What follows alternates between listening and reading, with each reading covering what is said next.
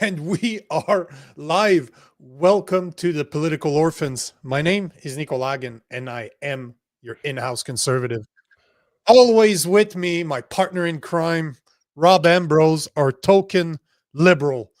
Our goal is simple. We want to show you that it's possible for a lefty and a righty to not only get along, but to be able to have a civil conversation when we don't agree. Because never forget that common sense has no political affiliations. What's going on, bro?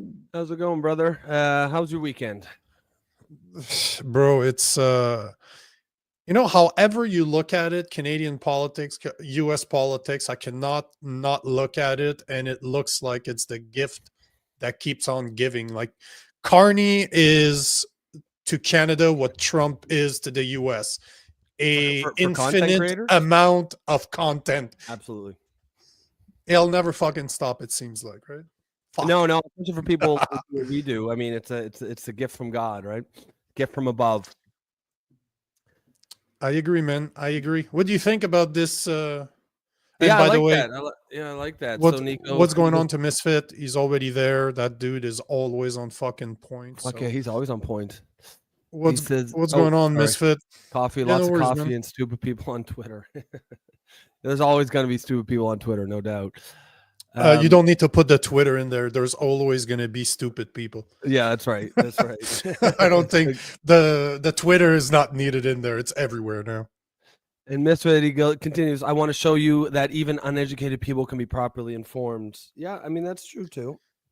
I think if you definitely on Twitter /X, a lot of it is just, dumb people just screaming at each other, but I've seen people change their tune on some things. It happens to me all the time. Yeah. All the time. Like I've had so many great conversations with people, even if it started on the wrong path. What's the hillbilly right here? Perfect. Yeah, perfect great example, right? Great example. It's just that you need to take it into consideration that you need to be more patient with them because you've said this before. Maybe they're just used to dealing with people like that. They don't understand that they're actually speaking to real individuals behind the scene. It's not just robot on the Instagram. You're actually dealing with regular people, real people. Yeah. And I think sometimes people just don't understand that. Like they take it for granted. Like, they've been trained to speak that way. And I mean, I think everybody has often, especially who spend any time on social media, sometimes you need to be reminded. I've said some things that I probably feel bad for later. I'm like, oh fuck yeah, I came off a little harsh. Yeah, because you forget that these are real people, right? Like sometimes it just feels like it's an avatar spouting nonsense. But yeah, they are real people on the other end, and I think we all get caught in that trap sometimes. Yeah, man. What's going on, Cheryl? Cheryl, how you doing? Good morning to you. How was your guys' weekend? Everyone a good weekend? Yeah, let us know how it went. For sure, it's gonna be a fucking interesting week. It's already it's gonna be busy. Seemed like it's already going that way. So yeah, it's gonna be a good one. Hopefully, you guys are ready for this because you're gonna see a lot of us this week. It seems. Oh yeah, it's gonna be definitely gonna be a busy week. So let me get out with the announcement. So today we got Jason D from NYC Varsity Sports that is going to come on at 1 p.m. for about 20 minutes. He's going to talk to us about, I don't know how to pronounce this properly, but Habeas Corpus. Which is something that's going on in the U.S. The Trump administration is looking to maybe suspend that, which is not a new thing. Obama did it too in order to establish Guantanamo Bay. So it's not something that's new, but it could be very problematic. And just so you guys know, we have a similar law in Canada.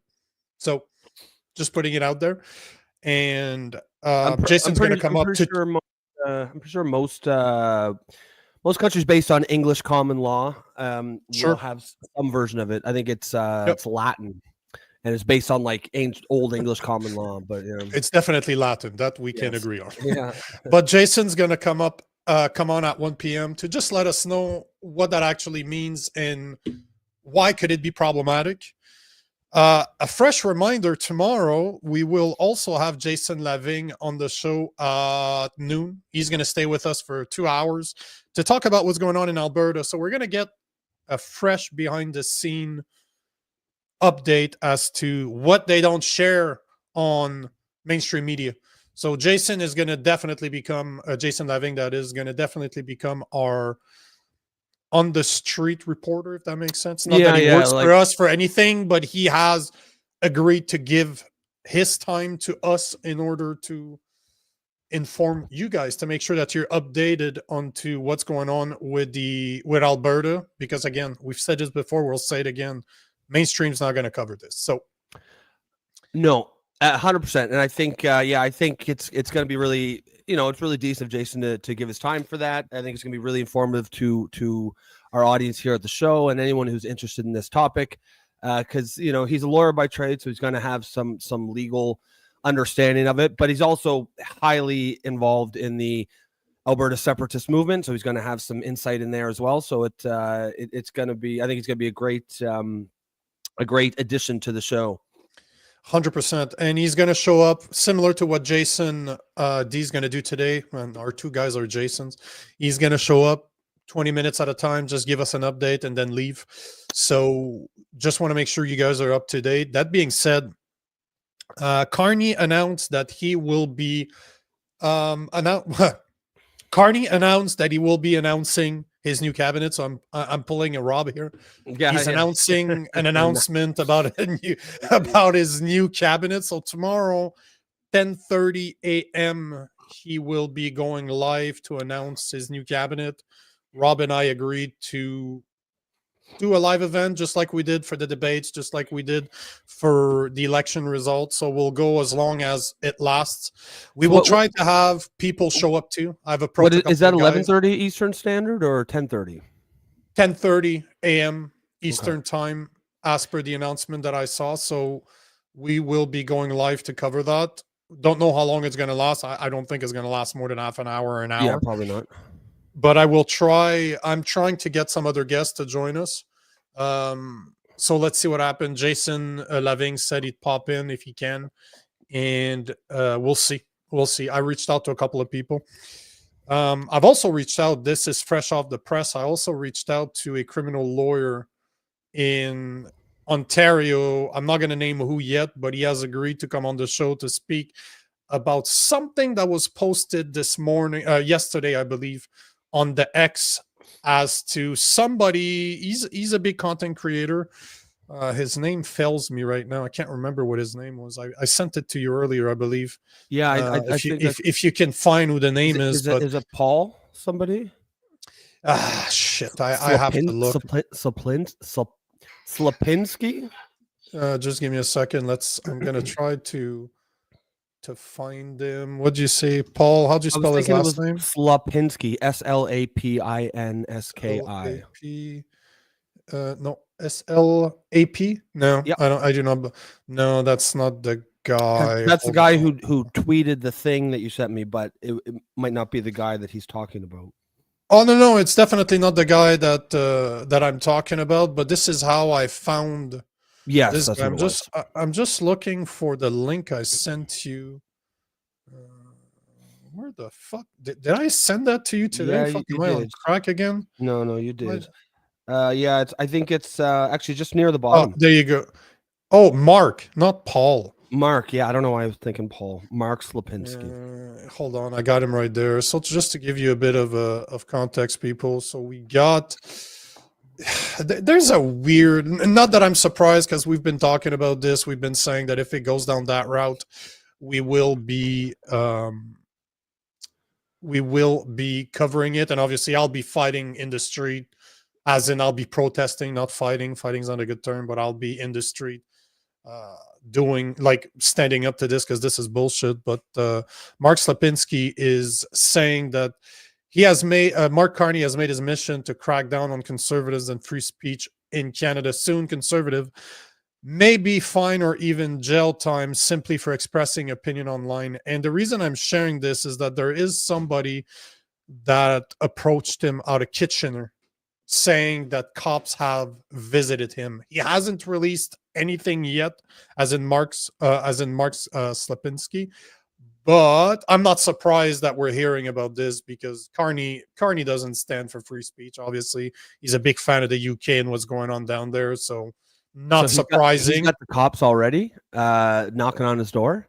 That's wild, man. So there is a guy from Kitchener that is unnamed right now that hasn't been his identity has not been released. But Mark, which is a guy I follow, he has decent content. Not that I don't agree with a lot of the things he said, but hey, that's most people out there, right? Yep. But yeah, he posted about this earlier, so I'm like, what the fuck? Because I'm not surprised to see this happening. I know it's just a matter of time before we get another similar to Bill C-63, whatever they end up calling it. We all know this is a matter of time before it's coming. But yeah, supposedly it started. But I found a criminal lawyer that actually commented on him saying that he will help. Like he's like, if you got a guy that's facing this right now, that's who's going to be on the show. He responded to Mark saying, if you know if that guy needs help, let me know. I'll kind of do free bono work for him. This is something I'm really interested in. So the guy is out of Ontario, but he has agreed to come up when he comes back from vacation. So so keep that in mind as that story develops. We will have him on to discuss this. What exactly did the cops go to his house for? Like what is the tweet about? Do we have any information on that? Oh yeah, I'm sure I can. Give me a second here. I'll actually find the tweet. It was like from today or yesterday. So it was just a one-liner. Man, that dude, that dude really posts a lot. Conspiracy previously. Jesus. It was just along the lines that, there you go. Breaking, all caps. A Kitchener man told me that the police were just at his house because of comments he made about Mark Carney. It has begun. That's all the post. Oh, really? Oh, shit. Like, hold on. I have it right here. I'll just to prove to you guys I'm not always full of shit. Right here. So this is all it is. So it's not much, but it was from May 11th. So yeah, it was from yesterday. Just from yesterday. But you can see like he's gone like 296,000 views on that post. And well, yeah, that's a real problem. If you've got shit. If you've got the police going to someone's house because they criticize the prime minister. I mean, this is I'm not surprised. This is something that's a matter of time before it happens. It's just we need to make sure to record this. I know I would. Like I'd give my cell phone to the wife and I'd have the police explain because they're on private property, so I can film whatever the fuck. Oh yeah. Same thing in the real world, like everywhere you're allowed. There's nothing illegal about recording police officers. There's nothing illegal in the public eye. Most people don't know this, but you can record whoever the fuck you want. It's creepy as shit. Yep. If you start recording random people, but it is not illegal. It's not illegal. No. So that's definitely something as a free speech, 100% proponent. I will keep my eyes on this. Not my eyes, both my eyes, my ears, every senses is going to be involved because this is bullshit. Oh, 100%. Shut that shit down from the get-go. If that is happening, I want to have that guy on the show. I want him to tell us what happened. I'm going to share his fucking story for fucking ever. Like, this is bullshit that cannot happen. If this ends up being true, because right now it's just a post. You have to trust the guy. But if you do trust that person, goddamn, man. Yeah, I mean, again, as we keep saying, it's been happening in the UK. It happened again. I saw another story on the UK. They arrested a former police officer, actually, for essentially all he said was he didn't like seeing all the Palestinian flags around his hometown. Now, you may not agree with that, but that's absolutely protected free speech. Like, he has the absolute right to say he doesn't like to see any flag for any fucking reason. And so I think, we covered that last week. We covered a different story from the UK, but it seems to be happening mostly in the UK. But, we're going to be naive if we think that it can't happen here either. And so I think if this is the start of it, then, I mean, it's good that we're on top of it, but I think it's important to be vigilant here because this is exactly how it would start. 100%. This is exactly how this starts. And we need to be ready to speak about this because this is not a political issue. At this point, this is nonpartisan. No, I don't care who you voted for. You could be a Green Party voter, and you have to agree that free speech is everything. Without free speech, we're not free. Like absolutely. this is the basis of everything. Well, So we'll keep an eye on that's this. the core value for this show here. Yep. So if you are new to this, if you are on X, make sure to like, make sure to share this stream. I know on my stream right now, I have reposted the link of the YouTube channel because there's a difference between streaming on X and streaming on YouTube. Like on YouTube, we already have like 40 comments going. Like our people are just talking to each other. They're having a conversation. So if on YouTube, if you're on X, if you're on Rob's platform, if you're on mine, if you're on the Political Orphans, join us on YouTube. The link is in the chat.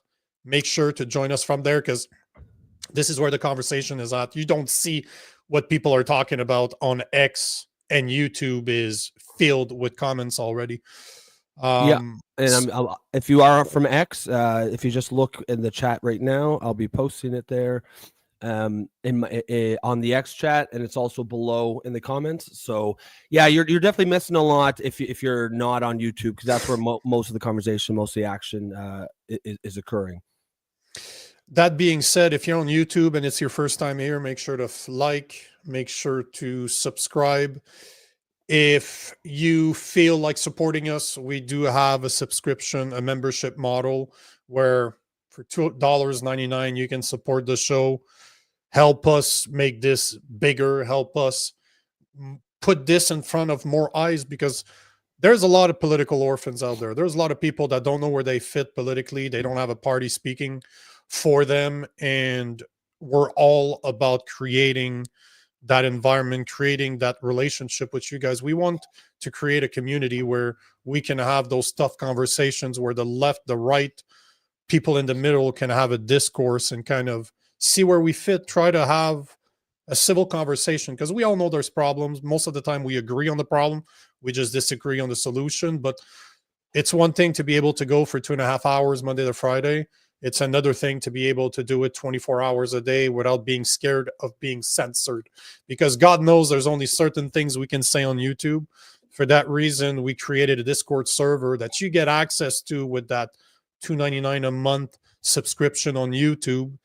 And there's no censorship. There's the same conversations that's going on YouTube right now is carried on to Discord 24 hours a day, 7 days a week. And I interact a lot. I post a lot on there. I'm going to be posting more and more because we really want to drive that conversation. So if you want to support us, awesome. That's the way to do it. But even if you don't support us, we're still going to take your comment if we're capable of taking them. So yeah, absolutely. The show is based on audience engagement and audience participation. That's why we do it live, so that we can have everyone sort of tune in. We say this regularly, but I think it's worth saying again. This isn't just a show we're trying to create here. It's a community of political orphans, people who feel maybe they don't fit necessarily with the traditional political labels of the past. Maybe you're a liberal who's disgusted with the state of the left. Maybe you're a conservative who thinks, the right has gone wrong in some places. Whatever it is, you have a place here for sure. And everyone's take here is just valid, equally valid. It's a place where you can respectfully disagree, and there just aren't that many spaces on the internet like that. I agree, man. So that leads us to the question of the day. Should Election Canada tell us why every single rejected ballots were rejected for? Should we know as the public why certain ballots were rejected? Because as you're going to see today, and we're going to jump right in it right now, this is not a little bit of ballots that are rejected. Like, we're going to show you what happened in Terrebonne, and I found that there's 8 different ridings right now that were extremely close, like 4 of them below 75 and under votes differences between the winner and the second party, yet they have 8 times more rejected ballots. Like, it's insane. It's absolutely fucking insane. We don't know the information as to why, and it's bullshit if you ask me. But the question to you guys is, should we know why they're rejected? And I would even say, who were they voting for? Like, who Yeah. did those ballots go to? Because that's another thing they should tell us. So what do you think? Yeah, I think to me it seems like a no-brainer, if only just because even if everything's above board and they're legitimately rejected ballots, um, clearly we live in a time of deep suspicion of elections and of political parties, and you really want to do everything that you can to cut off any speculation, because if not, then it just becomes, we're here talking about it today. This is our main topic, is what the fuck is going on. Like, how do you have 804 ballots and then to win by one? And of course that is possible, but it's suspicious. And given the context of the lack of trust in the political system right now, I think that Elections Canada should be doing absolutely everything it can, even if it doesn't feel like it's necessary, in order to avoid the kind of speculation that that, for example, that we're going to go on here, because there's nothing wrong with I think you can't make a claim. You can't say it was definitely stolen without hard evidence, but there's absolutely nothing wrong with asking the question. And in fact, I think it's entirely appropriate, and that's all we're going to do here. But if enough people are asking the question, then yeah, eventually a narrative starts to emerge. And it's on Elections Canada to give us the information so that we don't have to rely on narratives and asking the question. We can see it firsthand. And I agree with you 1,000%. Again, this is not a party related issue. This is bipartisan. Again, Election Canada works for us, not the other way around. If I'm your boss and I don't think you're doing a great job, or you're lacking information in the reports that you're giving me, guess what? You're going to fucking redo it and give me more fucking information. This is not me. I shouldn't have to be sucking up to you or to fucking try to convince you to do it. I'm your fucking boss. Shut the fuck up and do it. And this is what I want from Election Canada. I'm tired of this bullshit where asking questions is a problem. You have those numbers. You'll see the numbers I'm going to pull are right from the Election Canada website. So this is publicly available. This is not a little conspiracy website somewhere. No. This is their results. So if they were able to identify every single one of them, they should be able to tell us. Fucking add 2 more lines in your spreadsheet. You know what they should do? They should scan them and put them on a website that everyone can go 100%. and see every single one. 100%. The thing is like, yes, the Liberals won that race in Terrebonne by 1 vote. Sure, okay. So of course it's going to be the Conservatives who are saying, wait, what the fuck's going on here? I guarantee you, if the situation were reversed and it's the Conservative that wins by 1 after 804 ballots get rejected, it will be the Liberals who are saying it. So it's not, as you said, it's not about partisan or this party or that party. It's about making sure that we all know what's going on behind the scenes. Because if it feels like they're keeping shit from us, then all kinds of stuff is going to enter the information space. And eventually, again, narratives are going to emerge, whether they're true or they're not. The fact is, it's going to be, what's the saying? Perception is reality. If people have the perception of something, then that's going to become the reality. And if Liberals, Elections Canada wants the public to have faith in the electoral process, they need to be as transparent as possible. Couldn't agree with you more, man. And this is what started it all. It was, I believe this is yesterday. Yeah, May 11th. So it was yesterday. I'm just fucking having coffee, looking at what's going on in the world. And breaking, Liberals just won a Quebec riding by 1 vote after a recount. Over 800 ballots disqualified. They're now at 170 seats, just 2 away from a majority. 1 vote, 840 ballots rejected. Imagine only 839 rejected ballots. What the fuck is happening in Canada? And this is basically my reaction to this, because your Tatiana Augustine or August won at 23,352 votes, while the Bloc Québécois Nathalie Saint-Clair Desgagnés lost at 23,351. That's literally 1 fucking vote. 840 rejected ballots, and that is it. That's wild, man. There's no more information, and you have to trust your sources when you actually react to certain content like that, because I have a post right now that's about to start going viral on Instagram about this, but yet as I was saying earlier, this is nothing this is accessible. Like, this is public information. I trusted that guy because I trust, like, he's very solid in his approach.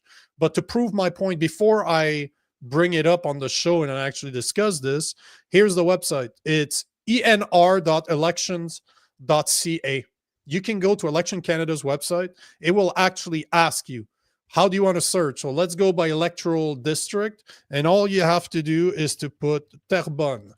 Pow. So Terrebonne, I had researched it already. It's going to be at the bottom right here. And it indicates the guy literally did a copy paste of what's there. This is Election Canada's website. It's right there. There's no bullshit. You can find this right now. But you know what's fucked up is that, remember the website CBC that we kept on sharing. We've been sharing quite a bit actually over the past couple of weeks, because it's actually really well done. You know, the one that was showing all the results, all the close race, who won what by how much. Yep. They keep on updating it, right? It's CBC. It's our fucking money, so they better be fucking doing their job. That's the least they can do for $1.4 billion fucking dollars. But here are all the close races, because I found that interesting. Obviously, Terrebonne by 1. You have 12 in Terra Nova. You have 29 in Milton East. And Windsor, you have 77 votes. So those are the four closest. And then you have 303, 375, 250. And just for shits and giggles, right? I started looking at them this morning just for shits and giggles, just to see, was Terrebonne kind of the odd out, right? Turns out that they're not. So Windsor, what did I say? Windsor, they won by 77 votes. This is a conservative that flipped it. Okay. Windsor, look, 536 fucking rejected. And there's 77. They won by 77 votes. If you look at another one that was close, you had Terrebonne, obviously. You had Terra Nova, which is 12 votes that the Liberals won by.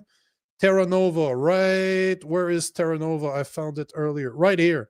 597 rejected vote. They won by 12 votes. And then you look at Milton East, Alton Hills South, 29 votes is how the Liberals won that one. And Milton's right here. There is 412 rejected fucking ballots. Like, those are the top 4. And there's literally almost 5 to 6 times, 7 times more rejected ballots than by how many they actually won. How is that acceptable? It blows my fucking mind that this is okay. And the left media is just like, woo, that just proves to you that every vote matters. Yeah, okay, sure. What about those fucking rejected ballots? Don't they count for anything? It's bullshit. I mean, I think that's why it's so important to see why they're rejected. Like, yeah, of course, if someone scrolls like Donald Trump on the ballot, then yeah, of course you can reject that. But if it's if it's, and I'm sure some of them, someone did something like that, right? Okay, but all of them, fuck like, you, what are the other ones? Fuck you, Carney. Yeah, exactly. Like, okay, you know what? They take that, they'd be like, oh, a vote for Carney. Actually, you know what? That's probably. Oh, thank you. That's exactly what I was. That's Carney. Yeah, that's for Carney. Oh, they put Carney. That's a liberal vote. And this is really the part that I would. You know what? Here's a great point by Misfit. More than 100 rejected ballots should trigger a revote.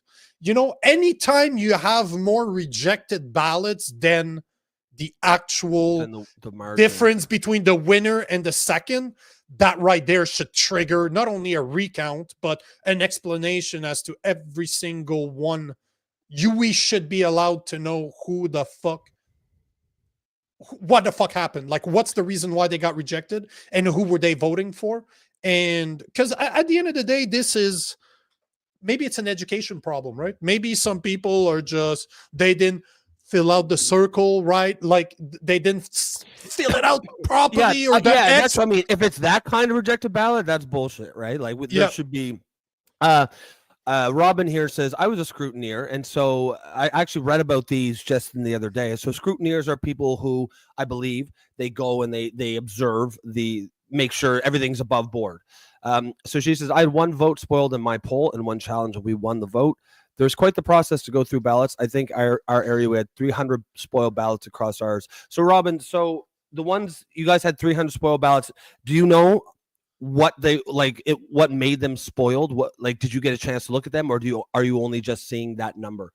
And also with your experience, what do you think of the whole process? Do you think that it can be gamed, or did it feel pretty fair to you? Yeah, because I'm trying. So a scrutineer is a person who observes any process that requires rigorous oversight. So pretty simple. So it seems like it's a regular person that is. I think anybody can put in to be a scrutineer. Candidates are allowed to appoint scrutineers to represent them at the voting place on election day. So that's for election Manitoba. So I would imagine that they are chosen, because from what I understand, and this would be a great place to have an actual specialist, like a lawyer that represents that or somebody from Election Canada, which that will never fucking happen. Mm-hmm. But to have somebody to explain to us what the process is, because what I found out, and I have a video that somewhat explains from CBC that somewhat explain what's going on, like how are recounts triggered and how are they dealt with, because at the end of the day, there's a judge needs to be involved in certain areas. There's one riding, and I believe that it's the Terra Nova one that's being contested, and a judge already approved to say, yep, we're going to recount it. The thing is those are the parts I want to understand is who are the people that are observing? What are their what's the list of acceptable causes for rejecting a ballot? Yeah. So let's say you have 840 ballots that were rejected in Terrebonne, where the Liberals won by 1 single vote. Does that mean that scrutineers from every single party represented there that got to sit down and look at each and every single one of them and say, yes, we should reject it, no, we should not reject it? Like, what is the process? Because you're not going to convince me that in the same night they went through 840 ballots and agreed.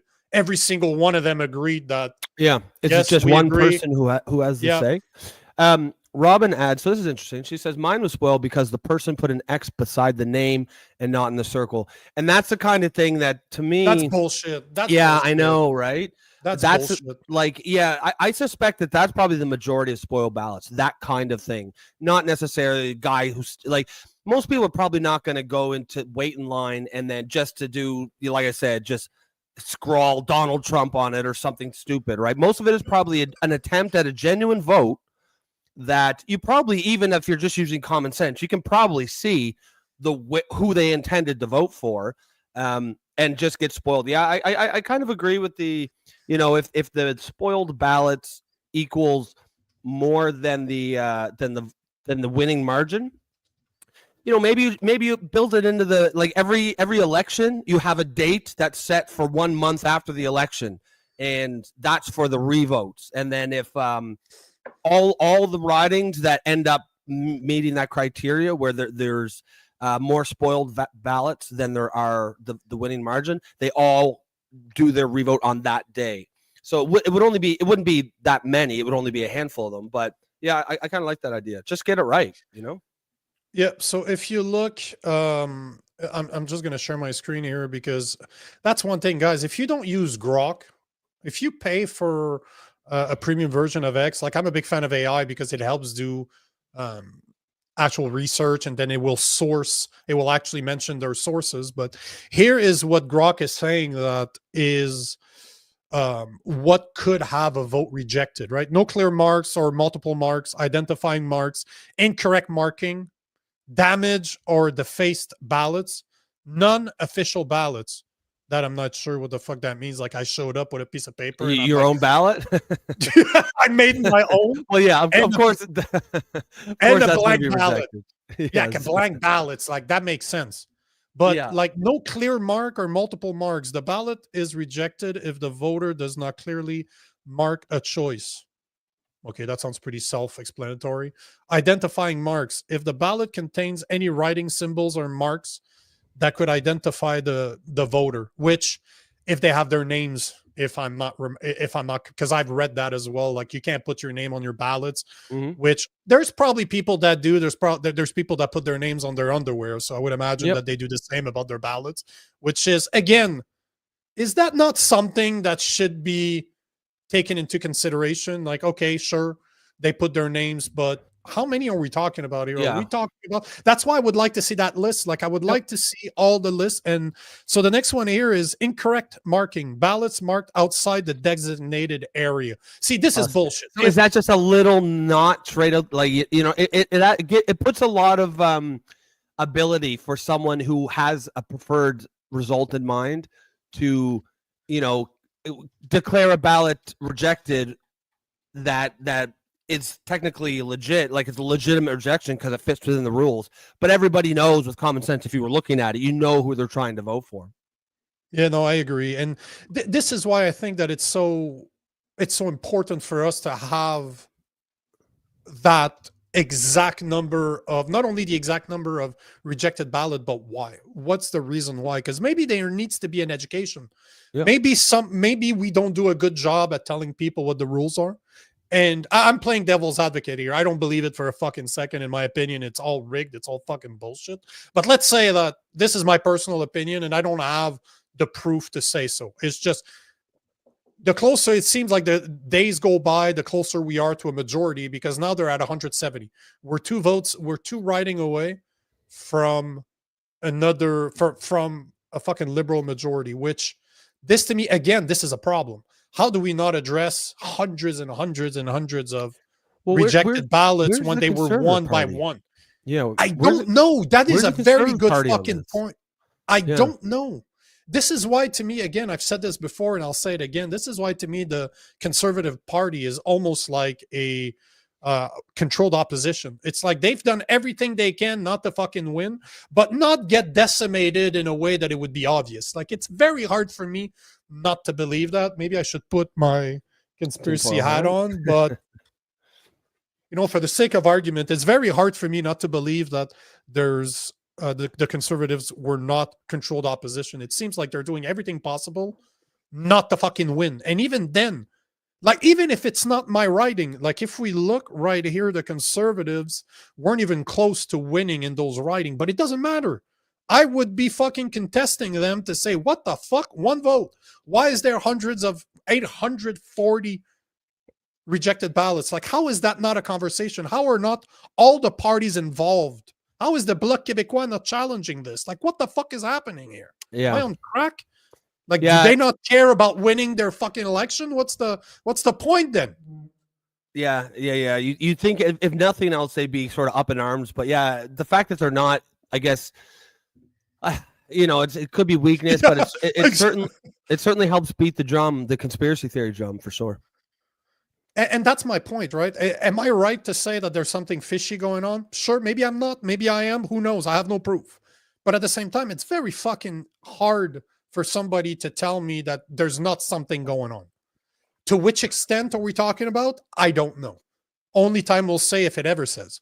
But at the same time, Jesus, like, are we that gullible where, no, this is totally normal. Somebody can win a riding by one single vote. And we're not talking about a riding of 3,000 people here. We're talking about 120. Hold on, let me pull up the real numbers so I don't talk out of my ass here.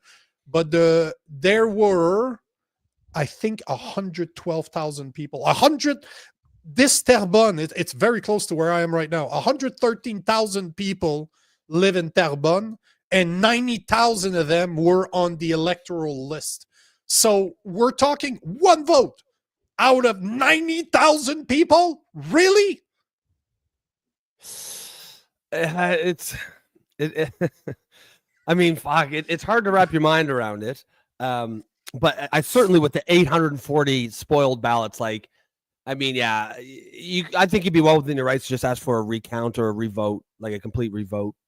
We shouldn't have to ask. We shouldn't have to ask. This should be done automatically. If there's a certain amount of rejected ballots, if it beats a certain percentage, automatic revote, like, what the fuck? Or at least an analysis, like detailed analysis. If it's above a certain amount, what the fuck is going on? I mean, it wouldn't even be that hard, right? If you took a team of 10 people, each person takes 80 ballots. That's, you could do that in a day. That's 800 ballots right there. It wouldn't be. You could easily do an analysis and quantify why these ballots were rejected. How many were rejected for what might be a good reason and what might be a stupid reason. So what do you guys think about this? People listening to this are awesome audience. What are you guys thinking?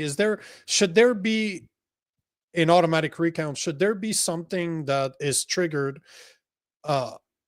when you have a certain amount of not only rejected votes, but it's so damn close? Because what are you laughing at? I'm laughing at Sasquatch. He says, the more I learn about Canada, the more I agree with Canadians about not becoming the 51st state. So Sasquatch is American. He's like, no, we don't want this. We don't want none of this. We don't want any of these problems. And it's hard for me to disagree with you, bro. I've said this before and I'll say it again. Why the fuck would you inject a population the size of California that's even woker than California in your voting pool? Like, why the fuck would you ever do that? If you have any brains, or if you would like non-woke parties to win, why the fuck would you vote for that? Right? I wouldn't. Yeah, exactly, I wouldn't want Canada if I was an American. Fuck you, Canada. Stay Canadian. Fuck this shit.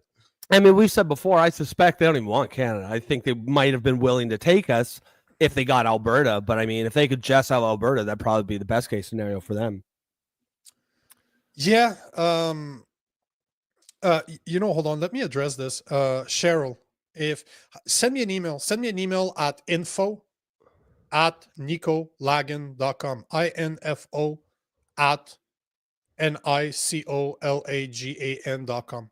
Send me an email there. I'll deal with. We'll figure it out between the two of us, because you should be on that server, because you're always writing some really good stuff. And if credit cards are not working, if somebody doesn't have a credit card for whatever reason, we should have another way to actually. There's got to be a way we can figure that out. I will figure it out. So Cheryl, info@nicolagan.com. Send me an email there and I'll deal with you. Well, I'll deal with you. That doesn't sound right, but I'll deal with it. We'll talk there. It's just a very, very weird fucking thing that's happening right now. I don't get it. I don't understand why this is not an outrage everywhere. Because there is obviously a process for this, right? This is not something new. This is just the way, like, there's an established process for this. Yep. And we're talking about 75 votes and under. There's 4 ridings that were won by 4 or less, by 75 or less votes, hundreds of rejected ballots. And every single time it seems that the Liberals are getting closer to a fucking majority. Yeah. This is the part when you start putting them all together. I'm like, okay, actually, should I get the Vaseline before you fuck me? Or is the penetration already on? Like, it's already happening. Exactly. There's already 6 inch in. I'm already, well, it's just, I mean, all we can do is try to like paint a picture by looking at all the clues. But if you see all this stuff and then, it ends up being, oopsie, wow, a Liberal majority, that would certainly, that would certainly not be a good look at all. There's a lot. But I don't know that people will question it. This is the part that I'm not conspiratorial by nature, but even I would be like, all right, there's some fucking shit going on here. I just, the fact, like that screen you showed, the top 3 that had 1 vote, 20 votes and 60 votes, they were all Liberal. Like 3 out of the 4 that I showed were below 75 votes difference between the first and the second, and 3 out of the 4 were Liberals. So it almost like we'll give a token one to the Conservatives, so it doesn't look too, you know what I'm saying? Like, however I look at this, I'm like, bro, sure, cool story, cool fucking story. Joe Stradamus says it amused me that the Liberals in Canada pull the same kind of election chicanery that the GOP was pulling in the 2000s. Yeah, I was thinking that when we were sort of discussing this. It reminds you a little bit of the voting machines, the Bush Gore recount, and remember hanging Chad. They had people there be like, "Oh, is that hole punched? Is it fully punched or just kind of punched?" And just a mess. And there was definitely some chicanery going on there too. I don't think this is partisan. I think there will always be one side or both sides that is going to do this kind of thing if they have the option to. And the conservatives will do it too if they're in a scenario where it benefits them and they have the ability. So that's why we need firm, strict rules that apply to everybody. Paul is saying that conservatives haven't won a recount since 2015. I don't know if that's true or not. And you think we live in a democracy. Liberals are filthy cheats. Growing Pierre's writing 92 on the ballots. They want to put more. They want to put 200 in Crowfoot. That's true. That's the party in it. That's the long. What is it? The long ballot committee. The longest ballot committee or something. Yeah. And you know, there's a guy that was arguing with me on X about this. And he's like, why are you not responding to all my 20 fucking comments? I'm like, bro, I can't even convince you that if a conservative organization would have went to Nepin's like Carney's Nepin writing and had registered 85 fucking bullshit candidate just to make it complicated, just to, you know, no democratic reason. There was no political reason. Well, to be assholes, just to be fucking assholes. It would be an outrage. Like everybody would flip out, but yet he wouldn't answer that. And I'm like, bro, I can't. If you and I can't agree on this, you don't have any common sense, and there's no point about me debating for you. So you win. Good for you, bro. You win this discussion. Awesome. I will. Yeah. I will happily step out. Like you have to agree on the basics, so there's no point to a debate, right? Of course, if it was Mark Carney's writing in the PN, of course there would have been people who were, in an uproar. I really can't believe Elections Canada is allowing that, and that they're going to allow it for the battle. Is it Battle Creek or? It's a Crowfoot. Crowfoot. That's right. I don't know. I can't imagine they're called the fucking longest ballot committee. They're very clearly, it has nothing to do with actually trying to get anyone 200 elected this time, right? It's making, that's what they're calling for. It's making a mockery of the election process, and Elections Canada should be the one putting a stop to this if they actually want to engender trust in the elections process, which doesn't really seem like they do. Engender, that is quite a good term there. Yes. How long you've been waiting to put I've been saving that one up for a while. Yeah. Election Canada should definitely self-police itself, right?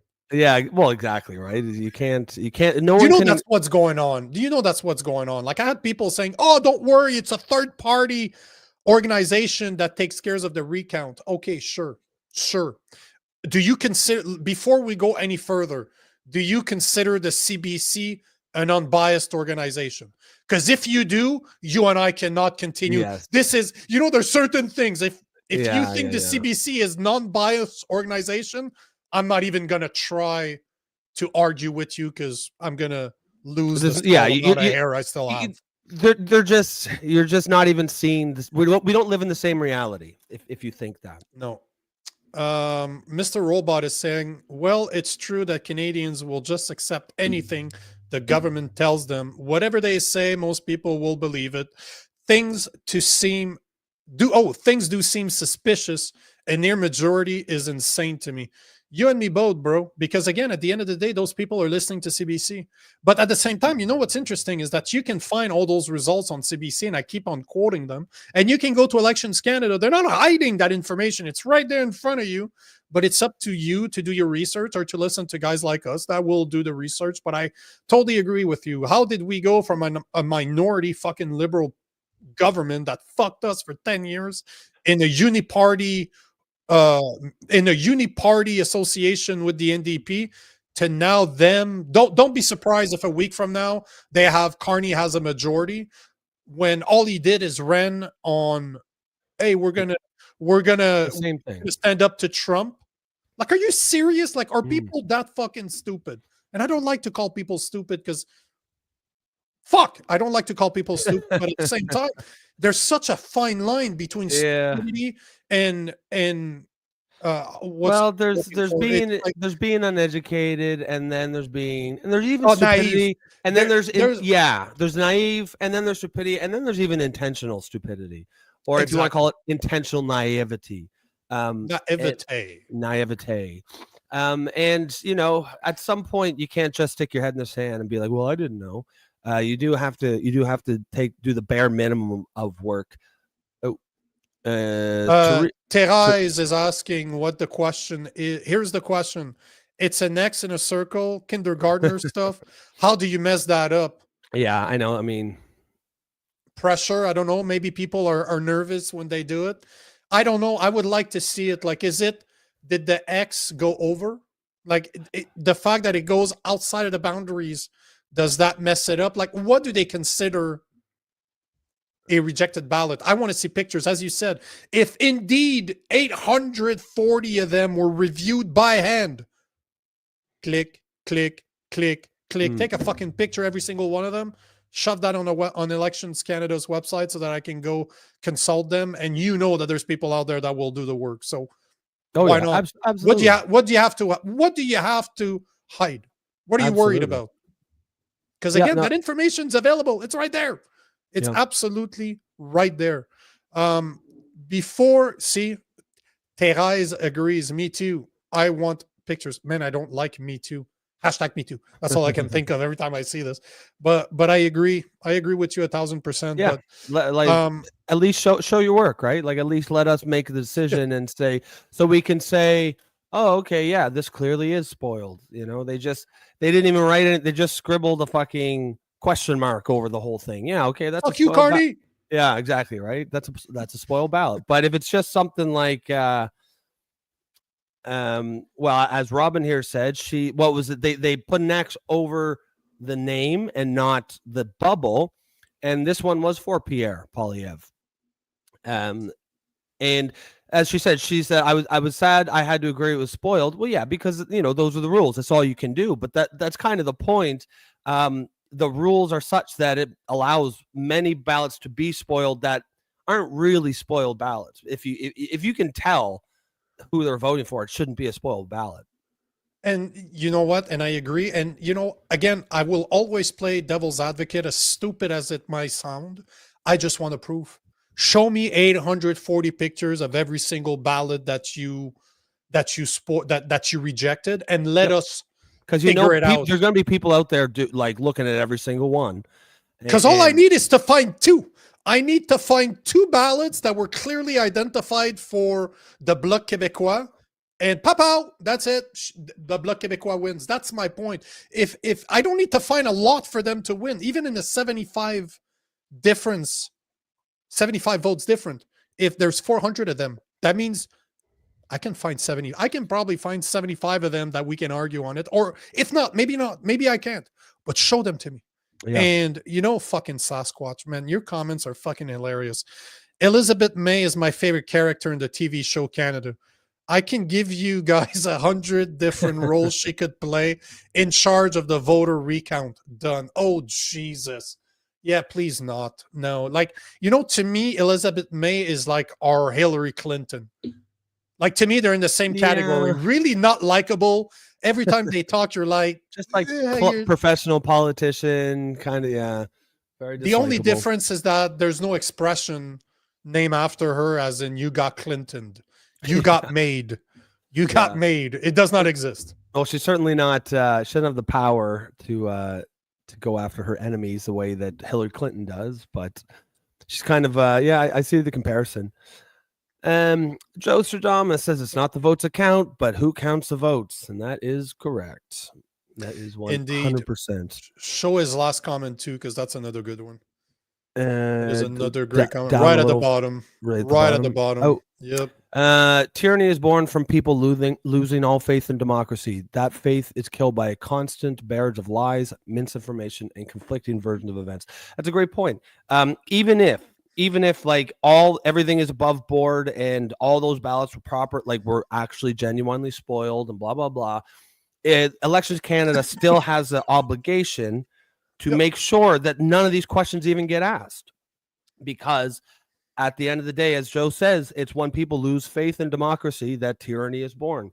And if we can't trust the process because we feel we're being lied to, then we will lose faith in democracy. And if we if we feel like we're being lied to, but we aren't being lied to, then that's a huge fail on the part of the government and Elections Canada, because that means you have the evidence to prove it and you're choosing not to. Again, fucking Sasquatch. Hillary Clinton, question mark. I was thinking more like Ronald McDonald. Da da da da da. I'm loving it. I'm loving it. Bro, it's easy for you to say as an American, as a Canadian. I'm really ashamed. I'm ashamed.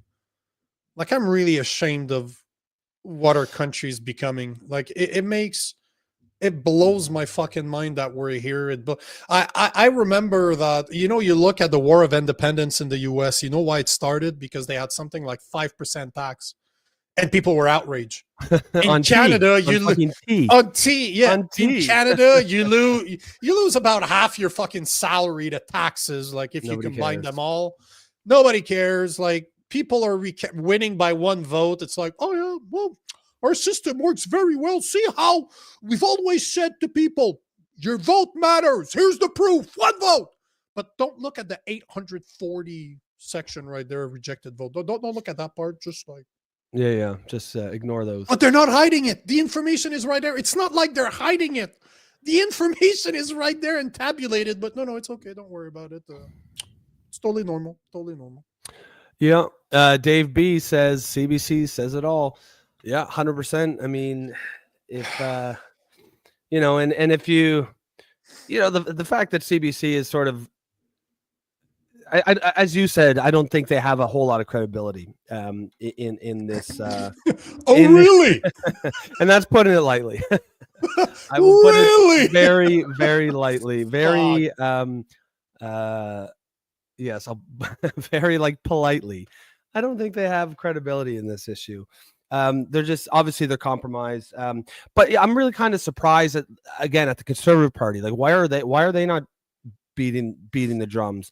And even if it's because that they've been involved in the process and they know that it's legit, then okay, that's fine. Say that too. Say no, we were involved, and it's not. But like the silence all around is really not good for trust in the system. Fucking Sasquatch. CBC is the most trusted news organization in Canada. Ask them, they will tell you. Yes. It's funny, but it's not funny. And again, this is always the problem. Love mainstream media, hate mainstream media. The fact that we only have one side, mainstream media in Canada, and it is funded at $1.4 billion each year by the federal government is a problem.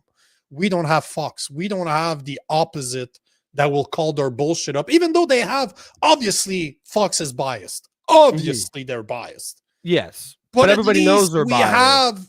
But the same thing with MSNBC, which CBC is MSNBC. I use a news aggregator called Ground News. Not that I'm sponsored by them or anything. I'm just saying I pay for a subscription for them. And if you look at, they show you, what, I'll take 2 seconds. I know Jason just joined us, but I'll take 2 seconds just to illustrate my point here. So yep. I use a news aggregator called Ground News. All they do is that they, like the title says, they aggregate news together and then they actually rate them. So if you go to the US, for example, it will show you can click on any story so there you go, this story, whatever, that's the top news. See how they will tell you cool. who are the main organization. They label every single organization if they're left, center, right, and then they will tell you mixed faculty, highly factual, so they will tell you. So see how in this case they have 59% of sources are considered center, 30 left, 12 on the right. A lot of probably Leo is probably half and half. Yeah, see, 60%, but see, it tells you there's always a bit of right, there's always a bit of left, there's always a lot of center. Now, this is the States. Look at Canada, how messed up that is. So I was looking at this the other day and I'm like, hey, see, perfect example. Wow. Hold on. Recount sees Liberal take Quebec riding of Terrebonne by 1 vote. I clicked that because it was the top story. 60% of the people of the media reporting this are left-leaning, 27% are center, 13% right. Wow. But I'm telling you, the Epoch Times, which if you don't follow the Epoch Times, they're about as good as a news outlet in Canada. Those people are fucking awesome. They're very right in the middle. They're great. Like what they report on is fucking astonishing. So big up to them. But look, they can't even tell you. They can't even name one fucking right organization. Not one. That's well. So where are the right leaning news media then? This is It's really dropping the ball there. It's literally just like Rebel News, maybe. Yep. But that is independent, right? It's not even. We're not even talking about a CBC here. We're just talking about just like you and I. We do it long enough. We could potentially have our own news station. Mm-hmm. That could be considered right, or could whatever, right? Probably you know what I'm saying? Yeah. But it is self-funded. It's not 1.4 billion a year self-funded. Yeah. Well, of course. Now, so it's 1 o'clock. We're bang on. Jason is here in the back. Let's bring our man. I love to say that. Let's bring our U.S. correspondent. Our American expert in. Let's bring our U.S. correspondent. What is going on, Mr. Jason? What's up, brother? What's up, guys? What are you up to? How was your weekend? To you, bruh. I'm all right. I just want to. I actually just wanted to. I heard the end of that, and I just wanted to echo the sentiments of the Epoch Times. Hold on, let me as I change my microphone. They're solid. Can you guys still hear me? Yeah. Yep. Good to go. So, yeah, I'd like to echo the sentiments of the Epoch Times. It's very, very centrist. Though reputatively, they're said to be from the right, because when you call balls and strikes, and in this case, the right seems to be more right than the left, more correct than the left. Mm-hmm. It's typical that left stream media will call them right, and that's how that works. That's how that worked for Joe Rogan. That's how that worked for Russell Brand. That's how that worked for Jimmy Dore and everybody else who was left. Yep. So you're bang on about Epoch Times, and I really enjoyed reading them, because when I first heard of them, I'm like, they're right leaning, and then when you started reading them, you find out that's not necessarily true. That's just that the right the last couple of years happen to be more correct than the left. Yeah, and they do solid work in Canada, and they do solid work in the US, because I'm pretty sure, I don't know if they started as a Canadian news outlet. I believe they did. I might be mistaken, but they're solid. Like, they are right down the middle. They will criticize the left. They will criticize the right. They're actually as close as I've seen to journalists and reporters without necessarily putting their opinions out there, unless it says that it's an opinion. It's refreshing to see. That's why it's the only news organization I actually pay. I give them money to support them because they deserve it. I think it costs me $10-12 a month to support them, but I will happily do so because I believe in what they're doing. I believe 100% in what they do. Yeah, and if they have a hidden agenda, we have no idea, because they've been calling balls and strikes. Yep. Yeah, it seems like that kind of neutrality does seem to be right-wing coded these days, and obviously that's not a good thing. It would be ideal if we could get back to a place where calling balls and strikes is by definition not partisan. Would be a neutral or centrist organization if that's all you do. But it seems like if that's what you do, they'll label you as a right-wing organization. If you don't, hate Donald Trump, then you're a right-wing organization. Well, that's why umpires and balls and strikes. That's why umpires are hated, guys. Right? Imagine an umpire going in Yankee Stadium, listening to the crowd, and then making his call because it's what the crowd wants. There's some fans who think that's what they do. New York Times, and that's what you got with the New York Post, and that's what you got with the Washington Post, who everyone claims is even. But how many stories have they had to take down? Right? Huh. Yeah, that's right. So Jason, tell us. Yeah, go ahead. Tell us, because we're trying something new. We're gonna try to be good and keep it at like 20 minutes or so. But I reached out to you over the weekend because there's something trending in the US right now, and Habeas, how do you say it? Habeas Corpus. Yeah, that's it might be. No, actually, it's the same thing. We have the exact same thing in Canada. I checked it out. No, the pronunciation. Oh no, it's because I'm French, bro. You're asking a French guy to say a word that's in fucking Latin. It's not like French is Latin based or anything, right? But so tell us about what that is, what the Trump organization is, or the Trump administration is doing right now. Or you know what? Start by explaining to us what that is exactly. Well, people that don't know. I'll get to the textbook definition, and then I'll do layman's terms for in a language that even Nico can understand. Sting! Yeah, buzzing. So the textbook definition: habeas corpus is a legal term that refers to the fundamental right that protects individuals from unlawful detention. It was a writ that commands a person holding another in custody to bring the detainee before the court to determine the legality of the detention. So in layman's terms, you cannot hold somebody indefinitely without bringing them to court and proving that you have a reason to, right? Now, that can mean a bunch of different things. Like anyone who goes to Wikipedia, habeas corpus in South Africa, habeas corpus in Venezuela, habeas corpus in Canada and America are different things, right? So some countries, holding someone because the government said so is reason enough, and the court determines that that's fine. But in the United States of America, we have something called Fifth and Sixth Amendment rights. They're your right to speak or shut up, and your right to have counsel and defend your position. Now, if you're holding someone in indefinite detention where they don't have an opportunity to defend their position, there's the argument of the legality of that is where Stephen Miller, Trump's person, and the Supreme Court are going to butt heads. And so this is brought up in the relation to Trump's mass deportation program. Is that correct? Absolutely. Stephen Miller believes that they have a legal right as long as they are considered, because there's an exception, and I'm actually going to read that textbook thing. Where is it? It's the privilege shall not be suspended unless when in cases of rebellion or invasion, the public safety may require it. Right. So you can see how broad that is. See, the foundation is this big, and even Robin and myself got caught having, Nico was having a great time watching us go at it, because he's like, these guys are having two different conversations and they're arguing, they're having two different points and they have no idea what each other's talking about. And Nico's like, you know what, I'm just going to let them have at it. But back to my professional thing. So the argument is, or the threat is, that if the Supreme Court determines that it's unlawful, then they will they in their executive power claim that they can suspend habeas corpus, which is only four times in American history.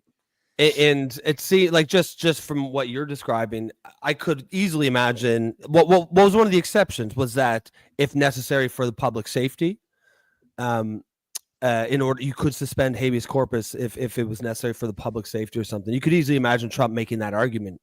At least I can, that it's a public safety issue to have this many illegal immigrants. I guess the important thing is it's certainly gonna go in front of a court, in front of probably the Supreme Court, because it's, as you said, it's only happened 4 times.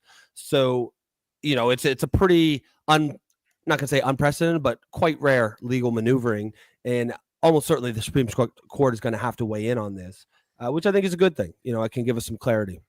The Supreme Court also has some reference, if you remember, Boumediene versus Bush, George W. Bush, in Guantanamo Bay, attempt to suspend habeas corpus to indefinitely hold people prisoner without charging them pretty much forever, no trial, no whatever.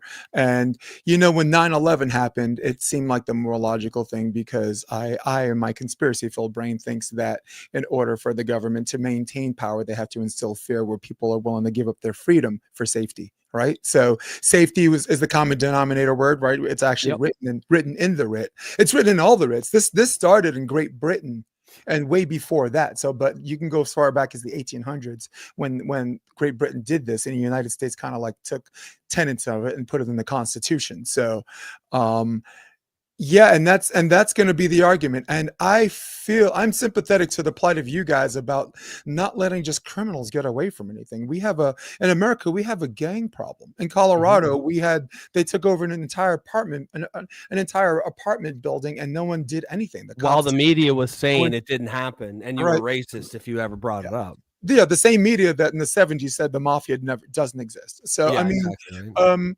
So it brought the best music remix of all time, They're eating the dogs. They're eating the cats. Do you remember the remix that was Oh, made with yeah. that? It was awesome. Sorry, that's my participation. I think I'll shut up now. actually when my time's up and I get off, I'd love for you to play that video just for the audience to hear because Yeah. Oh, fuck, that is it a never- great one. classic. you can loop that 10 times and get Oh, and yeah. do push-ups and probably get to 89 push-ups. So just laughing from the energy of it.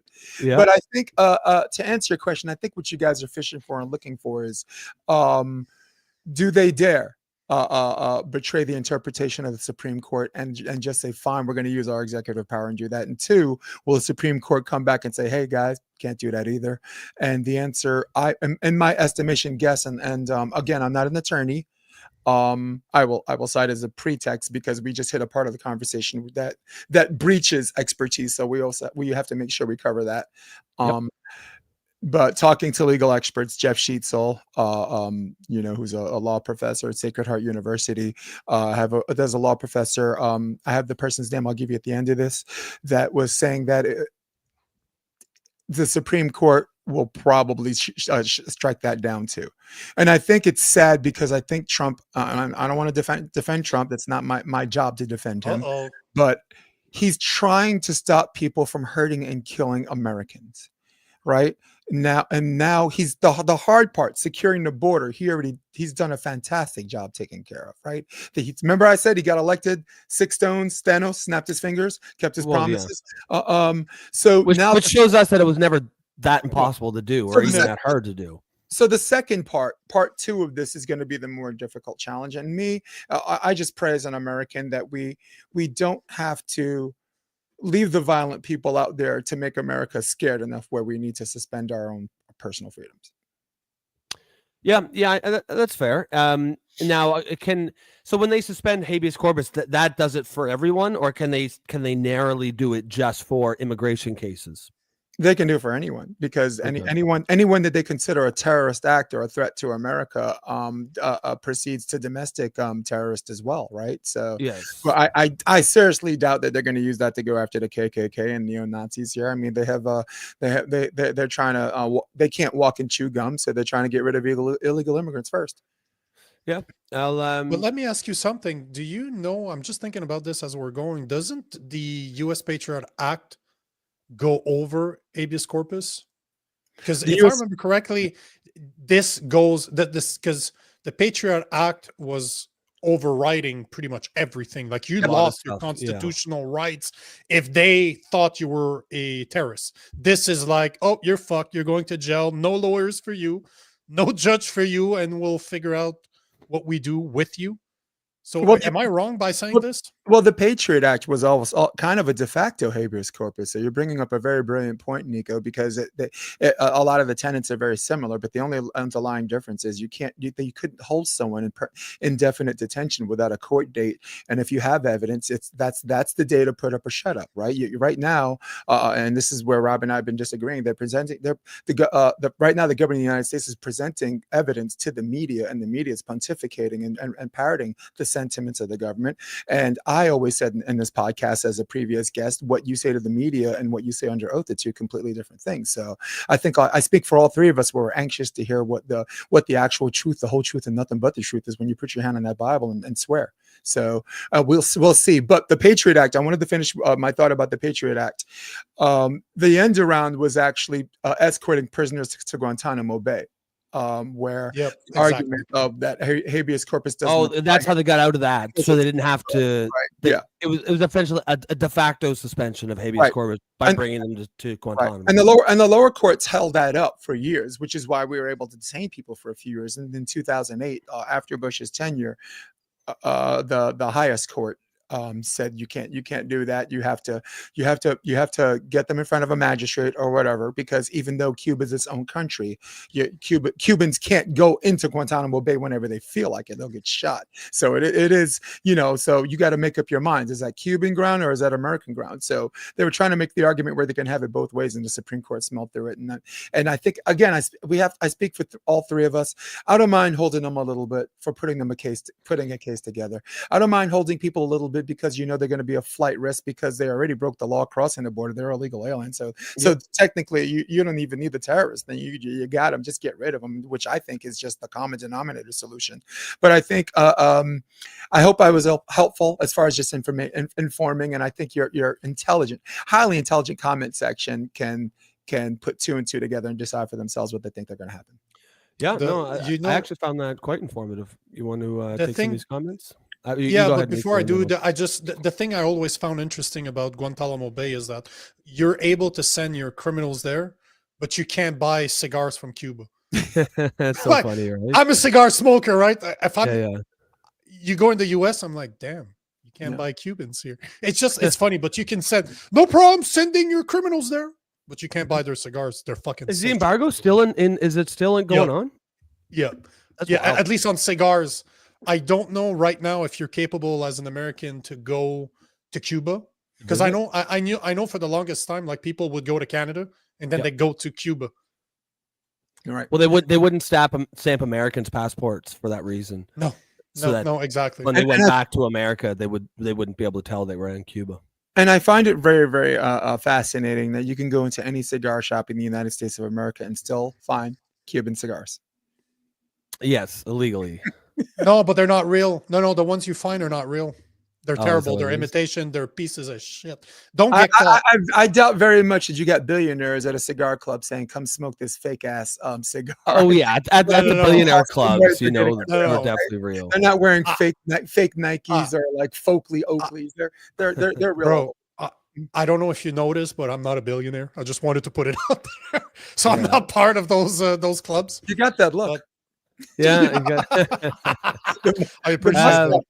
I would like to say on a personal level that Magnum PI should have Nico on their show. They got some guy who's shaving his face clean. Magnum PI, their original series, had they call it the Magnum mustache, and they have this soft ass. I don't know what the hell he is, soft as cotton dude. The guy barely survived the movie Hostel, and you're gonna make him Magnum PI. I personally petition to have Nico be the star of Magnum PI. Sure, I'll do it. I'll start arresting criminals with a massive mustache. See, there you go. I had to go back up, but Drew Coover 56 has the greatest of mustache. Look at this fucking mustache. Oh, that's a classic mustache. Like this dude is like, I don't know him, but I like him. Wow. Yeah. That's an old UFC fighter that had that. Oh my god. You're talking about Dan Severn. Yep.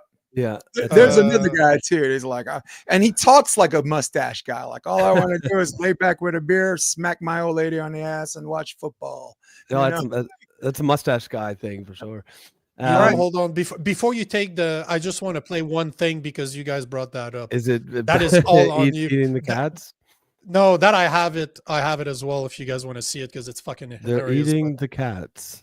See, I'm married to an Italian girl, right? And I say that to them all the time. I quote this all the time. Wow, all this stuff looks pretty good. I wanted to come in here, and now that I got a mustache, the timing feels right. Wow, all this stuff looks pretty good. Can we get some salami and... Brian, let me handle this. Scusi, babidi-boopy? Che cosa? Peter, what are you doing? Speaking Italian.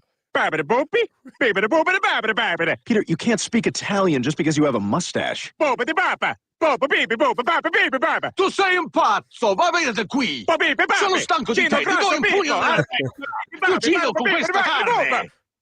And you know what? The funniest part is I do that to my wife's family all the time. We had Mother's Day yesterday, and they'll be talking Italian. Like, babidi-boo, babidi-booby, hey, babidi-boo-babidi-booby, hey. You just speak with your hands. That's it. I think the thing I got out of that is the entity saying that you can't speak Italian just because you have a mustache is the dog that's actually speaking. He shouldn't be speaking because he's a dog. It's just you have a dog actually speaking the English language, talking about who should speak Italian. Maybe you should listen to him. I don't know. That's great. That was great. That was Do you want to take questions, or should I'll I take a show few that of them. video? Or should I show that video before fuck it, take it. Is that they're eating the cats? They're eating the dog? Oh yeah, because bro, this is hold on. I believe, let me see, did I keep it? I believe this is here. I don't want to show something I'm not supposed. I don't want to show dick pics to people. Here you have it. This is a remix from, if you don't know what I'm talking about, this is Springfield. They're eating the dogs. They're eating the pets of the people that live there. They're eating the dogs. They're eating the cats. They're eating the pets of the People of Springfield, please don't eat my cats. Why would you do that? Eat something else. So there you have it. There's some Yeah. people with a lot of fucking imagination. Well, it definitely changes my lunch plans. Yeah. Last time for a couple of minutes. Before I leave you Oh. guys, habeas Go for it. corpus. I also want to mention that there's a law professor. His name is what the hell's his name? Steve Ladak. He's a law professor at Georgetown University that said only Congress can suspend habeas corpus too. So that's something else that the executive branch might have to deal with. But it is appropriate. It is a MAGA fill Congress, but he does have some dissonance there. You know. Yep.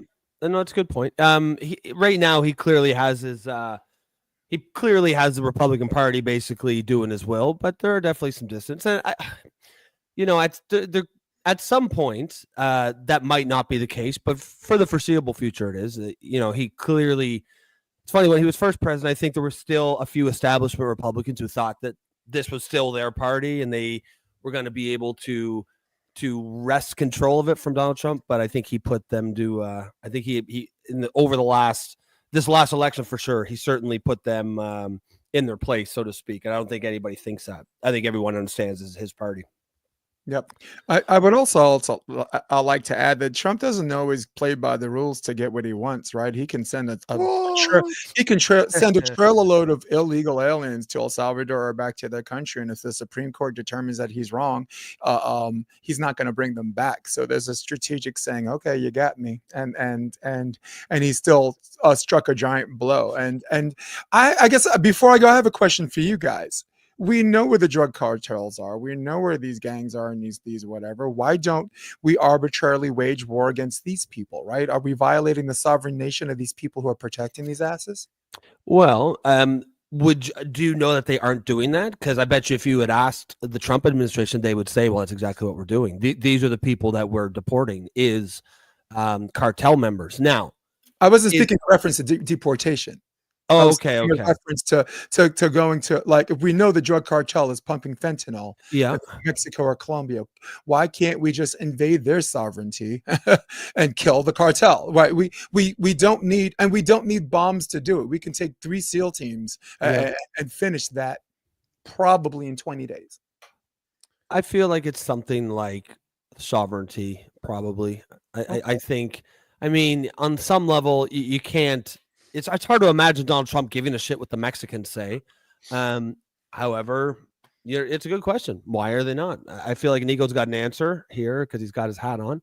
Oh, give it to me straight. What say you, Nico? Because the CIA is making too much money funding drugs. I believe that. I believe that one. Because there's no reason why there's so much drugs available in a place like the US. If you're able to close the border, you're able to close the border. If you want to stop that influx of drugs, you could. Why wouldn't they? Money. I can believe Who's that. making that money? It's been reported many times that the CIA will get involved in other countries in order to fund their own operation. Do you not remember Swordfish? Yeah. Operation Swordfish. Is it Swordfish? Yes, Swordfish is a movie with what was his name? Hugh Jackman. Hugh Jackman, and who's the main guy? John Travolta. John Travolta. See, I'm not saying this is a documentary by any stretch of the imagination, but it's obviously based on something. Well, you have Republicans here that think Red Dawn is a documentary, so we got to be careful with our words, okay? Well, it is neat and clean for Eugene. Vaccines are safe and effective, and 100%. And Taylor Swift didn't do it. I mean, the CIA has a very long history of finding alternative funding, if you want to call it that. Like, I bet Doge went up into that. The Iran-Contra affair during Reagan's time was essentially they were taking arms from the Iranian military and giving them to Contras down in Nicaragua in exchange for cocaine. They have a lot of ways to beef up their budget because I think they probably have a lot of projects that are off budget, and so they need a way to fund them. And so I mean, Again, I'm not conspiratorial, but that's one of those ones that I'm like, yeah, I can buy that one. And we know Doge will not look into that. I mean, No, I mean, Doge is above board in the sense that it's going down the list. Okay, where are all the official programs so we can audit them? But these programs that we're talking about here wouldn't be in any official list. Doge wouldn't even know about them. right. Oh, that is Robin is saying something very clever here. You got to get dirty to expose the dirt. That's a huge sacrifice in itself. Yes, Yeah. sir. Yeah. Most of them, no matter what they're involved, they know what's going on. They're just, I've said this about the Diddy party quite often and about the Epstein. Nobody's going to convince me that on the business world they didn't know what was going on in the Epstein world. That in Hollywood they didn't know what was going on with Pete Diddy. Now, are they participating? Maybe, maybe not. But the fact that they knew is a problem, because if Rob commits a murder and I'm aware of it, by law, I'm accessory after the fact. Right. So I would be held responsible. So I think this is where Robin's going with this. We all know they know. Now, are they involved or not? Don't know. Can't prove it. But the fact that they know and they're not getting, there's no consequences for Well, it. let's talk about what we do know. We do. I'll give you an example. Bill Gates, Epstein had gotten arrested for sexual crimes, did time for sexual crimes, got out, and Bill Gates continued to associate with him, have dinner with him, and make business deals with him after that conviction. So those are things that we do know. So and he was actually called out on it, to the credit of 60 Minutes, the 2 seconds of journalism they decided to exercise. There's enough that we do know that where we allow ourselves to say where there's smoke, there's fire. As Rob would say, we do know. So We do you're know. absolutely- That's you're correct. I'm absolutely looking right. forward to listening to you guys in the future. I don't know if you but at the time of this podcast, Trump is introducing a bill that's going to allow us to have cheaper medications. Yeah, we were going to Bills. bring that up too. There's actually a few Trump-related news. That was one of them. The other was the That was 9 Qatari- o'clock. I don't know which Yeah. time. My time, your time. We should Which is- definitely look into it, because that's a big deal. Like he's shutting up Democrats on that one. Democrats are gonna have problems debating. What he's doing is He's doing a Fuck. lot of things that technically Yeah. should be Democrats doing them, but they haven't been. Well, But But we should have you back on. Yeah.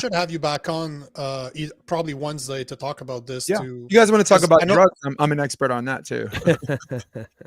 not those drugs? types I became an expert last night on habeas corpus. do you mean like Macron type of drugs, or you're talking about Yeah. pharmaceutical Sing. Zing, the one- yeah. He's the one. His That was, wife- that was his definitely a wife bag of was coke. trans- Yeah. that transformed that person from a woman to a man. Yeah. But let's have you back on if you want on Wednesday to talk about this, because Yeah. it's worth revising and looking. It'd be into interesting it, to see how if Yeah. it has teeth, if it will actually do what he says it's going to do.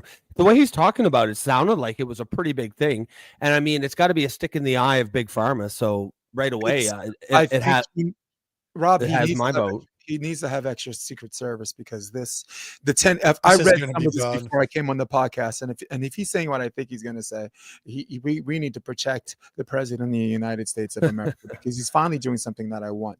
One of the tenets of the bill is that he promises to match the lowest price of any country of that drug. wow. And that is a, I believe it when I see it thing. But if he can make that happen, it is a win for the American people, but it is extremely dangerous for whom this is a loss to. Yeah, that's right. I mean, and what's funny is so many of the solutions to these problems are just so fucking obvious. Like, that's such an easy and simple solution, and yet it never It's gets an easy done. solution, not a simple one. Well, It's not simple, because you know who you're pissing off by doing that. But what I propose exactly, is, yeah.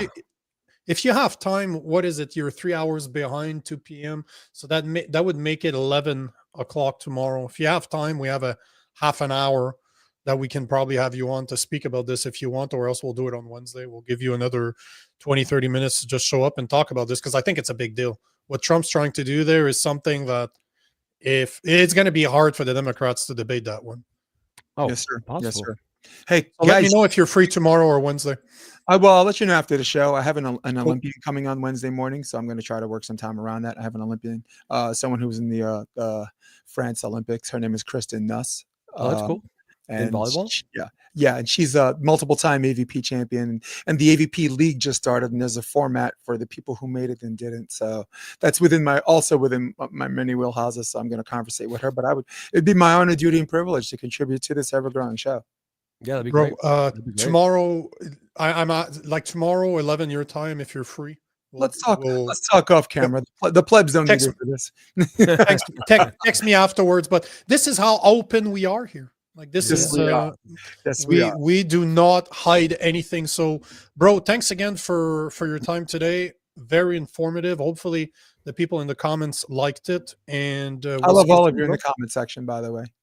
We know them by name now, and I love every single one of you guys. Okay, there was guys. There was a couple of hello Jasons that we skipped over, but yeah, Hey, I'm gonna watch you guys live anyway. I'm getting off the show, and on my drive to where I gotta go, I'm gonna be listening to the rest of this podcast. Much love, brother. Love you, brother. Peace out, brother. And there you have it. That's good. That was good. I thought you guys like it. I thought that was cool because. Sorry, just you can tell like he's good at research, right? Like maybe he wasn't a habeas corpus expert at when you asked him to be on the show, but he was by the time he came on the show, and that's kind of what you need. He's willing to do the research, and I mean, I know I certainly wasn't a habeas corpus expert, and I certainly know a lot more now. It's interesting because if you're somewhat aware of what's going on, you can start pinpointing things, because as he was explaining what habeas corpus was, I'm like, fuck, doesn't the Patriot Act go against that? Well, and as we're talking, I can research it, and it's like it was a major complaint of the Patriot Act is it went against that. So see, there you go. Joe Stradamus says the Patriot Act eliminated the 4th, 5th, and 8th Amendments with the stroke of a pen, and that's a great comment. Questions for the people listening to this. Did you enjoy having Jason showing up for like 20, 30 minutes, talk about a specific subject? Because this is something Rob and I want to start doing, not just for the American stuff, but he will become our American guy. Anything that's happening in the US that we feel that we need to talk about, he'll show up for 15, 20 minutes, explain to us what's going on, and then leave. We want to do the same thing with Jason Lavigne for Alberta stuff. On the Alberta thing. It's a good format. I like it.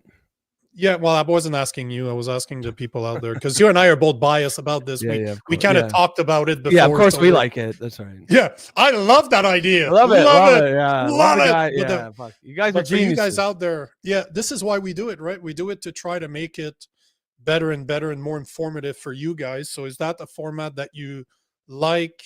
Is that something we should continue? Because as you saw, as it's developing right now, I'd like to have Jason back tomorrow if he can, to analyze what happened with Trump. What's Trump's proposal for cutting 80% of medication in the US? That's a big deal too, right? Oh, fuck yeah, that is a massive. But he hasn't made the announcement yet, so there's no point about really talking about it until we get there.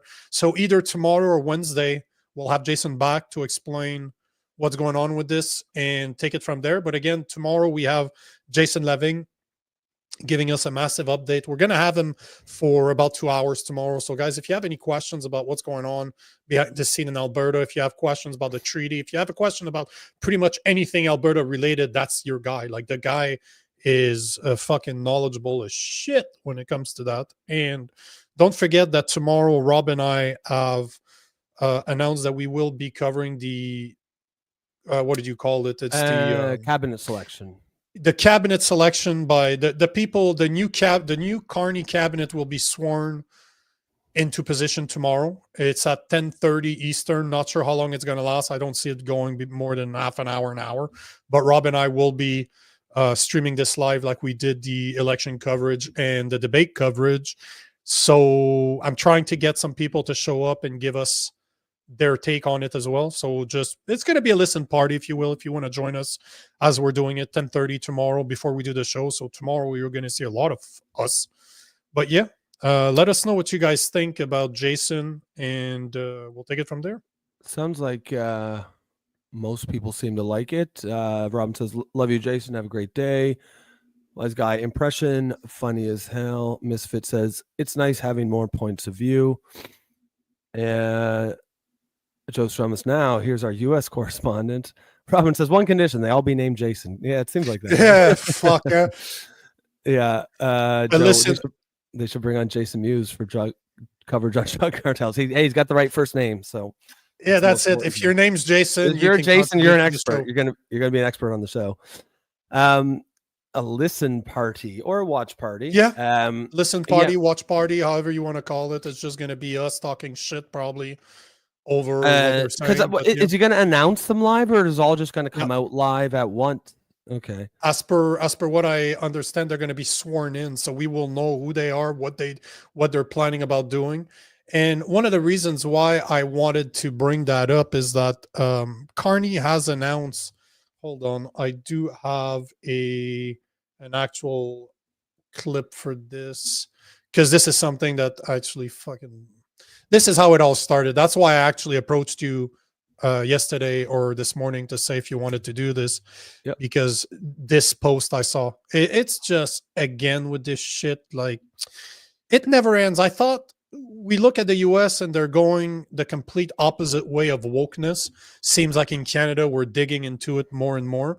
But the National Post announced yesterday that the Prime Minister said he has plans to return to predecessors Justin Trudeau gender parity rule in his cabinet. So basically, if you have a dick or you have a vagina, it will dictate if you should become a minister. Like, how the fucking retarded, how ridiculous have we become where it's literally not based on talent, not based on experience, not based on all the right thing. Like, now it's on your gender or your sex. Like, come on, who cares? It's stupid. If you like, just do you're it by good, merit, and 100%. natural diversity will occur, right? Yep. Diversity for the sake of diversity is idiotic. Yet you look at some of the posts, gender identity needs to be first and foremost. Oh my Jesus Christ. Oh, so that's for the people who think that men who claim to be women should be included in the 50% set aside for women, which is its own kind of ridiculous. On top of climate change needs to be inputted in every single financial decision. Yes. So we're just, man, I don't know if Sasquatch is still there, but does that make you more entertaining? Like, more entertained about the live? How should we call this? We should give it a name to our reality TV show, Canada, the reality TV. Like, it's insane. It's absolutely insane. Carney is clearly, I think he's tried to cultivate like not woke vibes, but regardless, that's irrelevant because the policies are still woke, and that's really where the problem lies. The woke policies, right? He doesn't seem quite as ridiculous as Justin Trudeau with the way he goes out of his way to make sure that we know that he worships at the altar of woke. But Carney so clearly does, just not quite as overtly. But if you look at his policies and his policy decisions, you still see it. Yeah, it's just, I mean, insane. Misfit says here, oh, you mean the shuffled cabinet? Yeah, it's hard to imagine it won't be more. That's why I want to listen to it. That is exactly why I want to watch it, so that we can see. I'll build an Excel spreadsheet as we're going of the existing cabinet. Yeah. But the thing is we'll watch it tomorrow. Obviously, I want to have that work done for the Tuesday. Plus, we have Jason. But on Wednesday, we'll do a recap of the cabinet shuffle, and I want to build a spreadsheet to say this is who they played. Here's the character they played on the Canadian show, and what's the character they played. Yeah, who's the new one? Yeah. You want to take some of those comments? Yeah, it's ridiculous. We'll go back a little bit just to what Jason started talking about. We haven't taken enough time to hear our people. Yeah, we'll get to we'll start with the habeas corpus just when Jason started. So Joe Strama says habeas corpus equals bring the body, or in modern terms, show me the money. So that's a good, in Latin, that's what it means. Show me the body. Sasquatch says, we are not holding anyone. We're giving them free plane rides home. Thanks for coming. Yeah, I think that's probably the general vibe or feeling of most Americans, certainly most people in this chat. I don't see, habeas corpus is designed so that you don't rot in a prison without being brought up on charges for years on end, which is a thing that happened all the time. This is why habeas corpus got introduced by the English common law system, because the English kings would do exactly that. If you displease the king in some way, well, you go to jail or you go to prison, and you're there for as long as he wants you to be there with no charges. So that's what that is for. I don't see how it's necessarily going to relate to people who are not there illegally and who are basically being apprehended and then quickly sent on your way. Thanks for coming, as he says. We'll have to wait and see. But I think it could, it's one of those double-edged sword, right? It could be a really good thing, could be a really bad thing. But are people just complaining because it's Trump doing it? If it was Obama or Biden doing it, would it be that big of a problem? Because at the end of the day, Patriot Act did overstep everything. So Americans do have a history of going over. Oh yeah. So, and I mean, if it suspend habeas corpus for the entire country, and you start to see citizens being placed in jails for indefinite periods of time, that's a real problem. That's a serious problem. But I don't think that that's what this is going to be used. But as you say, wait and see, and we will. If Carney would suspend habeas corpus in Canada, we have a fucking problem. Oh, yeah. Yes, that there's a problem. Oh, yes, it's not going to play well coming from a guy that wants to ban X or Twitter. No, exactly. And I don't, right? And I don't think he would. But we'll see. I mean, I agree. That would be a real fucking problem. Joe says Stephen Miller is trying to say that the illegals they hire to avoid paying Americans workers a living wage is an invasion. And if you remember from Jason's his legal definition, I think the two ways that habeas corpus could be suspended were, one is if for the public safety, and the other is an invasion. In fact, you could probably make the argument that both of those apply and I'm sure that probably the Trump administration will use those arguments. And again, Joe, I'm sure that they will call it an invasion. I don't think it's an invasion in the way that it means in the act, although there's a lot of people who will see it as that. And you could debate that what's going on in the UK is an invasion. What's going on in Canada right now with legal immigration is still an invasion. So it doesn't need to be violent in nature, as in the way they get in. But the way they get in doesn't need to be violent, right? Yep, 100%. Robin says, my mother had a free ride home from Ireland years ago. LMAO, she overstayed her welcome. And she adds, they had every right to kick her out. Know the law. I mean, the law is the law. She got a free trip, I guess. Yeah, she got a free trip home. Just get a one-way trip to Ireland, and then eventually just stay until after 2 weeks, just start complaining about everything and protest in the street. Oh, you're not supposed to be here. Oh, okay. Well, send me home. Give me that free trip. Wise guy says immigrants should be a benefit to the country, not a nuisance or a leecher. Yeah, I mean, we can't. Brother. Can't agree with that anymore. No, that's 100% correct. Why else would we do it if it wasn't a net benefit to the country? And it should be a benefit to both sides, right? And it is when done correctly, done properly. It's a benefit to the newcomers, and it's a benefit, and that's when it works. When it's only a benefit to the newcomers and it comes at a net loss to the home country, all that's going to do is breed resentment. Amen. Joe says fully third of SCOTUS are Trump plans. So that's regarding this the habeas corpus thing going in front of the Supreme Court, which again, suggests that they probably will vote his way, but they are still the Supreme Court, and they are. I suspect they probably will vote Trump's way as well, but I also believe that would be in keeping with the majority of what the country wants as well. Jason is not a Republican. Keep that in mind, guys. So, yeah. Oh, yeah. Jason's on the left. Definitely. Robin says, it is clear these new flood of immigrants is a threat to the country. And there's a lot of Americans who feel that way. And, that's a absolutely valid position to hold. Wise guy, sorry. If someone has never paid taxes in this country, then they should get nothing and have to be able to support themselves without help. It's common sense. Ding, ding, ding, ding, ding, ding, ding. Winner, winner, chicken dinner. Drop my. Why are you coming here? Why are you coming here? Why are you being allowed in here if you need to be supported? That's the entire point. Yep, agreed. Misfit agrees. Joe says both parties killed most of the Bill of Rights. Yeah, and I mean that's again, it's that uniparty thing, right? A lot of the stuff that they seem to argue about seems like it's for our benefit. It does not seem like they actually disagree on all that many things. Robin, that's why we have a cap on asylum, and they are clearly marked and identified by visas and such to know what kind of immigrants we bring to the country. Correct. I mean, it's just common sense. Just common sense immigration policy.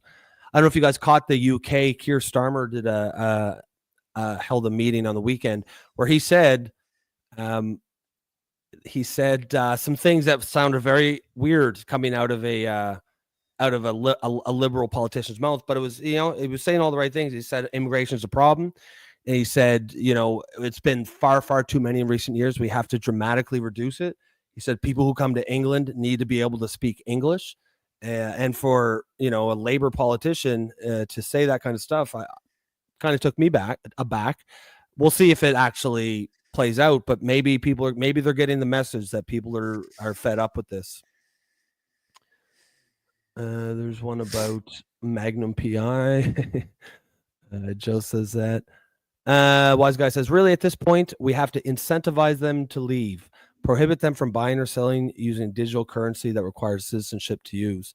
Yeah, I mean, there certainly are ways, and even before we get into that, there certainly are ways, certainly just by cutting off the benefits, you're going to incentivize most of them to leave. That's why most of them come here. I don't think we need to incentivize them to leave. I think that what Trump is trying to do in the US, and I'm trying to play devil's advocate here, but what Trump's trying to do in the US is what's best for the country. Fuck your feelings. Fuck the way you feel about it. We received you with open arms and you're not a citizen yet. You're just on a green card or you're allowed legally here. And we don't believe that you contribute here. Fuck you. You're out. That whole point to kind of make sure that everybody's okay with this needs to stop. This is why we're such in a tolerant civilization or society today, is because nobody has the balls to do what needs to get done, even if it hurts people's feelings. Like, no, sorry. You've been here for less than 5 years and you're taking money out, you're taxing your system. Bye-bye. You're not contributing. Bye-bye. You don't have a job. Bye-bye. Yeah. You were here as a student and somehow you didn't show up and now we catch you. Bye-bye. No questions about it. Just bye-bye. Yeah. I mean, it's just such common sense stuff, right? Like none of this is radical. If you're here legally and you get caught, you get the fuck out. It's not, yeah, exactly. It's wild that this is controversial. Perfect t-shirt right there. We should have a t-shirt that says bye-bye. Bye-bye. Yeah, exactly. Bye-bye. Right. Wise Guy says the dollar vigilante says the cartels do run the country, but as long as you stay away from them, they leave you alone. Life is pretty good in Mexico. So that's a reference to the question we were talking about. Was it Jason that asked why they just don't go down there and take on the cartels themselves? But I mean, that's true of most organized crime. If you leave them alone, they'll generally leave you alone. They have other things to do. Yeah, they don't want to invite any heat by killing civilians. Do you want to add a new subject? Because we have a few subjects we wanted to cover. Like we wanted to talk about the NDP. I found a good video. I think it's a good video as we were speaking here. Okay. But I think it's a perfect time to do let's do that. A little sales pitch about our supporting us. So if you're new to this, if you're on X and you're seeing this for the first time, make sure to make sure to share this stream. If you do have a YouTube, if you use YouTube at all, come join us on YouTube because you're missing the whole conversation.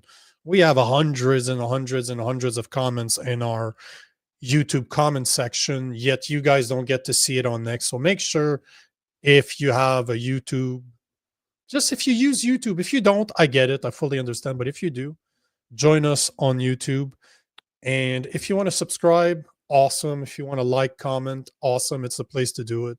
If you want to support us, it's $2.99 a month. You guys, only will we put priority on your messages, on your comment on YouTube, but you also gain access to our Discord server, which the conversation we're having right now just continues 24 hours a day instead of being for 2.5 hours. And not only that, but you get to speak about whatever the fuck you want on there because there's no censorship there. We can talk conspiracy theories. You can influence the show directly. You can tell us what we should be talking about. There's a trending topic discussion in there that if you share some stuff that we find that we need to talk about, we will actually share it. We'll credit you for it. It's $2.99 a month. It's less than buying us a cheap coffee or a really disgusting beer. So if you like what we do, if you think that more people out there should have a place where they fit in, because if like us, you don't fit in a political party, if the liberals are too woke for you, just like Rob, or the conservatives are not conservative enough for you, like me, this is the place for you. So Yep, there's a place for you here. yeah, man. I got a video here. So I wanted to talk about this because this is, I think it's so hypocritical and it just continues down the same fucking path of Election Canada. This is the NDP wanting oh, motherfucker. Wanting Carney to give them. Well, you go ahead. So the new NDP interim leader, because Jagmeet Singh lost his riding. The interim NDP leader, Don Davis, says that his party is in preliminary discussion with Prime Minister Mark Carney in order to gain official party status. So basically, they lost their official party status during the last election because nobody fucking cares about the NDP. I guess when the liberals are leftist enough, do you really need the NDP? But here is... what the fuck's his name? Don Davis. Sorry, I never heard of that guy before the election. So Don Davis, the NDP interim leader, is going to tell us that he's in discussion with the liberals. You know, the pitch to Carney was, "Hey, pal, we destroyed our party to get you elected. So where's our time for us to get what's coming to us?" Is what he said, and I bet you Carney. If you have a guy like Jagmeet Singh that has literally supported the Liberal Party with a uniparty for years, that's been holding us hostages during all of that time, that did everything he could to gain his fucking pension, and now he's been kicked out because people don't like him anymore. Could that not be the price of his submission? Not to make sure that whatever happens, he gets, who the fuck knows? I'm not saying that that's what it is, but that's not that high of a price to pay. But let's hear about Don Davis, why it's so important for them. And I don't know that video. I haven't watched it yet. We're going to all watch it together. But here he is trying to convince us why he should be considered official party. One of my primary objectives is to make sure that our caucus has the resources we need to discharge our functions in Parliament, but more importantly, to advocate effectively for the 1.2 million Canadians who voted for us, and make sure that their priorities and what they voted for, good jobs, affordable housing, strong public healthcare system, so that we can effectively bring those policies and voices to the House of Commons. So, we are actively working to try to make sure we get those resources for our caucus.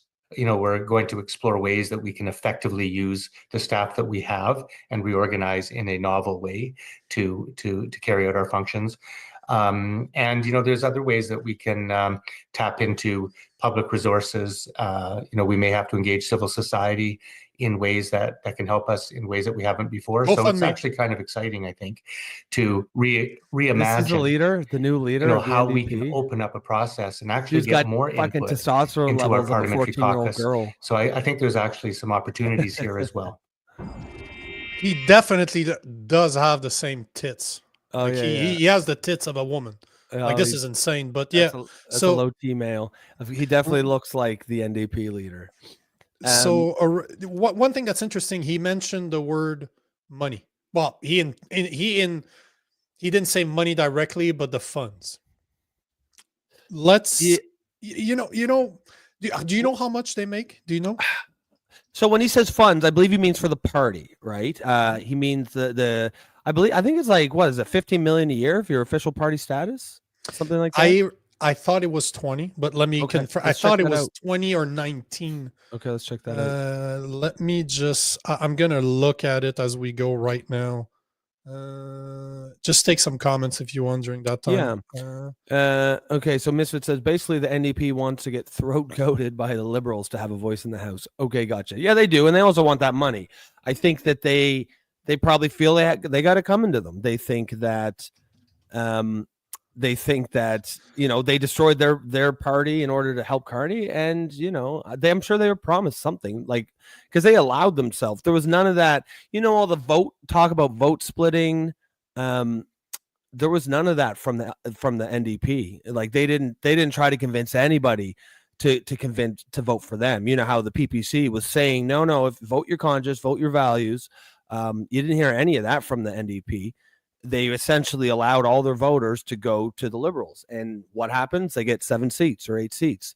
And maybe they're sitting there being like, oh, well, this wasn't part of the plan. We thought we didn't know we were going to lose our $20 million a year. So they,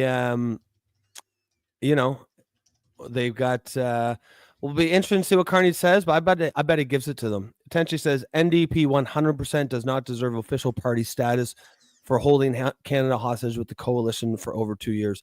100% could not agree more, but I suspect they'll give it to him because he propped up the Liberal Party for the last 2 years, and the Liberal Party is the one making decisions.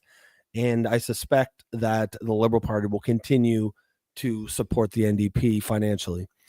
Or actually, they won't. They'll use our money to do so, but they'll make the decisions for us. How much are they actually making? I cannot seem to find a exact number, but I know I've seen it before.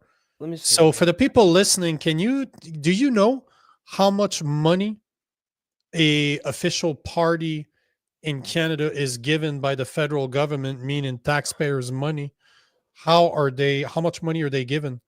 Because I swear it was around $19 million. Yeah, that's the number that I think. Oh wait, here this article might help. The National Post. What does it mean for the NDP to lose official party status? And they had 24 seats going into the they probably never knew they would have. I bet they never thought they'd get. Yeah, I bet they never thought they'd get wiped out.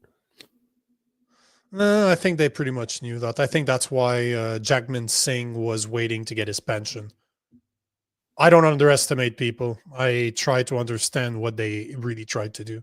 So no, to me, is that what they wanted? Probably not. But are they surprised by it? I don't think you can be surprised. Okay, I see. So it actually goes by. It's like if you have official party status, your leader will get 1.1 million for party budget, 111,000 for each house leader, 148,000 for a chief whip, 79,000. So it ends. So it depends on how many seats you get, but for the NDP, it was worth probably about $19 million a year. But yeah, there's it's not looking good for them. Essentially, it almost makes it really, really hard for them to fund the next election. Almost impossible. Welcome to the PPC world, right? This is always the thing. If they're ready to change the rules to make sure that Maxime Bernier doesn't show up on stage in 2021, yeah, why the fuck would the NDP get official status and all the money that's attached to it if they don't meet the criteria? Fuck them. Fuck them. Let them fucking disappear. If, in my humble opinion, the NDP is useless because the Liberals are so fucking left. Why are they there? What we need are right-leaning parties, not left-leaning parties that have no identity. And clearly, the last election showed it. They have no identity. People don't give a fuck. Because literally, they went from 24 seats to 6 to 5 to 7. How many seats do they have? I have my hold on, do I still have my CBC website open? I do. So the NDP has, let me see, how many people do they have in all of Canada? Ah, shit. This does not, right here. The NDP has 7 seat in Canada. Yeah, Bye-bye. nothing. Yeah, I mean, Bye-bye. You don't deserve fucking official party status. You need to have, GoFundMe might be your option, just like Yeah. Zelensky. Just like Zelensky, the NDP should start their own GoFundMe and stop fucking taking our taxpayers' money. There you go. Yep. Problem solved. Bang bang. Sasquatch says Carney just approved $30+ billion of new spending without Parliament. Who needs all these parties? It's a great point. I mean, it's if he can do that, fuck, he can do whatever he wants. Or OnlyFans. Oof. Yeah. That's pretty much it. That's their only option, basically. Oh, please don't. No OnlyFans. I had to imagine what they looked like naked. Thanks a lot. Thanks a lot, Robin. Much appreciated. Let's see. Joe says that funny thing when Trump was talking to Carney about meeting the owner of Canada, my first thought was he was hanging out with Prince Andrew of Epstein's plane. And that, that's a reference to right here. Where he says, wise guy says, I have a strong feeling Carney will be gone within a year. If he doesn't dance to Trump's tune, he will be outed in the Epstein files along with the royal family. Much more is in play than we know. I got a real strong feeling we're never going to see those Epstein files. No, we're not. No, I don't think, I think. Oh, shit. Hold on. This is something I didn't get to share. Thanks for bringing that up. What's that? Listen to this. If you think we're going to see the Epstein files, this is something I talked about on my Instagram, but Kash Patel said this last week. Did Jeffrey Epstein hang himself or did somebody kill him? Senator, I believe he hung himself in a cell in the Metropolitan Detention Center. Are you going to release all the information about that? Senator, we are working through that right now with the Department of Justice. When do you think you'll have it done, Cash? I think in the near future, sir. Like before I die? That ain't coming out, man. So if, as much as I like Kash Patel, the impression that he gives me, at the end of the day, I don't know him. You really believe that he did the machine, man? The machine's way more powerful than anybody. And you get all these guys who bang the drum when they're on the outside of the system. And as soon as they get on the inside, they become the system. This is not new. This is how this works. It's going to incriminate way too many Republicans, way too many Democrats, way too many powerful people. It will never see the light of day. I like this. Hold on. I like Sasquatch. Sasquatch, you're becoming, man, your comments, bro. As an American, I'm going to miss Jagmeet Singh. He was my favorite villain in Canada. Yeah. Are you saying that because he's brown? Yeah. Oh, yeah. Sasquatch, why are you so racist? Why do you hate brown people? Why do you hate brown people so much? Yeah. Sasquatch. Yep. Misfit. If it does come out, it will be highly redacted. He already did. So redacted that it's not going to be anything. Jason says Patel is a straight shooter, a Boy Scout. There's something there he wants to say but cannot. I mean, how hard can you ride his dick, Jason? Jesus. He's well, I just think it's, he was outside, because I don't know exactly his history, but I guarantee if you look through it, you're going to find all kinds of release the Epstein files when he was just a podcaster, a right-wing podcaster. He was outside the system then. He could say whatever he wanted. Now he's inside the system, and the system has a way of making it very comfortable to be in the system and always making it in your best interest to uphold the system. And I don't think we'll ever see that. And I suspect that, well, people who think Donald Trump is going to come out of that complete, Donald Trump certainly has some Epstein questionable well. association. Yeah, with Epstein too. There's he's not the it's just too many powerful people. It's not even partisan. It's just power. Yeah, and I agree with you. What was the name? Hot Wheels from Texas. What's his name? Abbott. Greg Abbott. Yeah, Greg Abbott. Is he the what role does he play? Greg Abbott, was he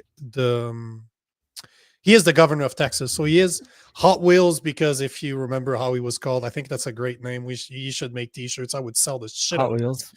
Hot Wheels, Greg Hot Wheels Abbott Abbott, had yeah. a great video out there explaining how this actually works and how this is not a political thing.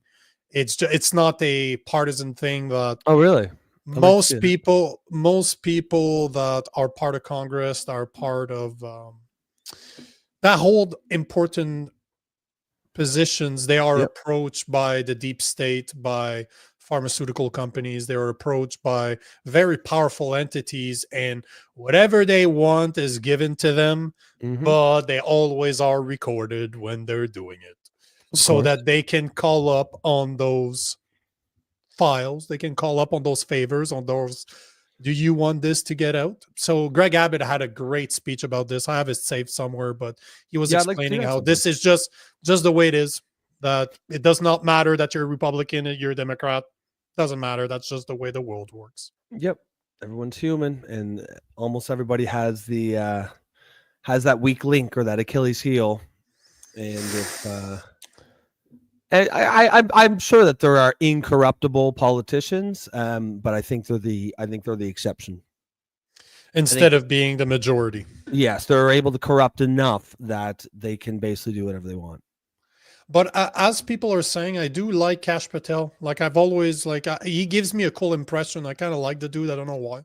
I have no reasons to like him. I don't know him, but like Jason's saying, he's a straight shooter. I agree, but this was not good. When I saw that last week, I'm like, oh motherfucker, you're drinking the Kool-Aid, aren't you? Because who actually believes that? Like that he acted alone and killed himself? Not killed himself. That's not a good word. YouTube does not like that word. So let's call that he did it himself. Okay. That Epstein himself. Epstein himself? Yeah, I don't think too many people believe that. What like there's no footage of his cell. Like, did you really not have no, there was actually a you don't remember? There was a malfunction, and there was a malfunction with the cameras, and it just turned out that the guards that were supposed to protect him, they were on break sucking each other's dick. Yes, or something. of course. And the cameras malfunctioned. Mind you, this is literally like the highest priority target probably in the world for in that moment. Like, this is the one guy, if you got to protect anybody, you protect this fucking guy, and they couldn't do it. And yeah, anyone who thinks that there's nothing shady going on there is either a fool or a liar. Yeah, you can just Google Epstein camera malfunctioned, and it's articles upon videos upon posts of just people. So due to the violation of normal jail procedures, on the night of Epstein's death, the malfunctions of 2 cameras in front of his cell and his claim to have compromising information about powerful figure, his death generally is related to conspiracy theories about the possibility that he was murdered. But nobody is denying the fact that there was camera malfunction on that day. But you know what? That is a coincidence.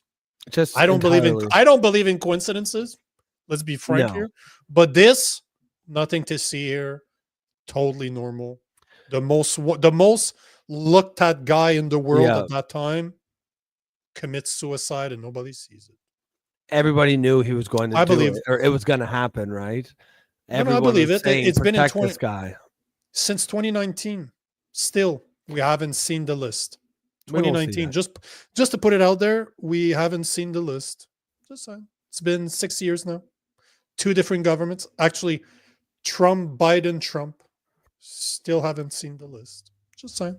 Yeah, I mean, Mad Dog tradesman. What to use to hang himself? Oh, I mean, and maybe he did. Sorry, the 2 guards that weren't sucking each other's off. Sorry, I misspoke. They were sleeping. Oh, of course. They were sleeping. The most high valued prisoner in the American prison system, and you can't hire people you can't get people on who aren't going to sleep on the job. Like, come the fuck on. But this is the point, right? He's the most wanted guy, the most looked at guy at that time. Yep. His camera malfunctions, and the 2 guards were sleeping. That's 3 levels of failure right there. If any one of those had been And yeah, it's just really hard. Yeah, he's probably the guy who had the most motivation to be murdered in America, and they knew this, and they still allowed him. Yeah, I mean, as Mad Dog says, what to use to hang himself? Yeah, exactly right. If you're taking this seriously, there should have been nothing in that room that would have allowed him to even do so, and of course, he did. Although that's actually a good actual question. Like, what did he actually use? Was it a rope? Was it a bed His sheet? underwear, maybe. I don't know. Yeah. But how would they ever know that the cameras weren't working? So who knows? Who knows? It's a mystery. But for YouTube purposes, Epstein did commit suicide.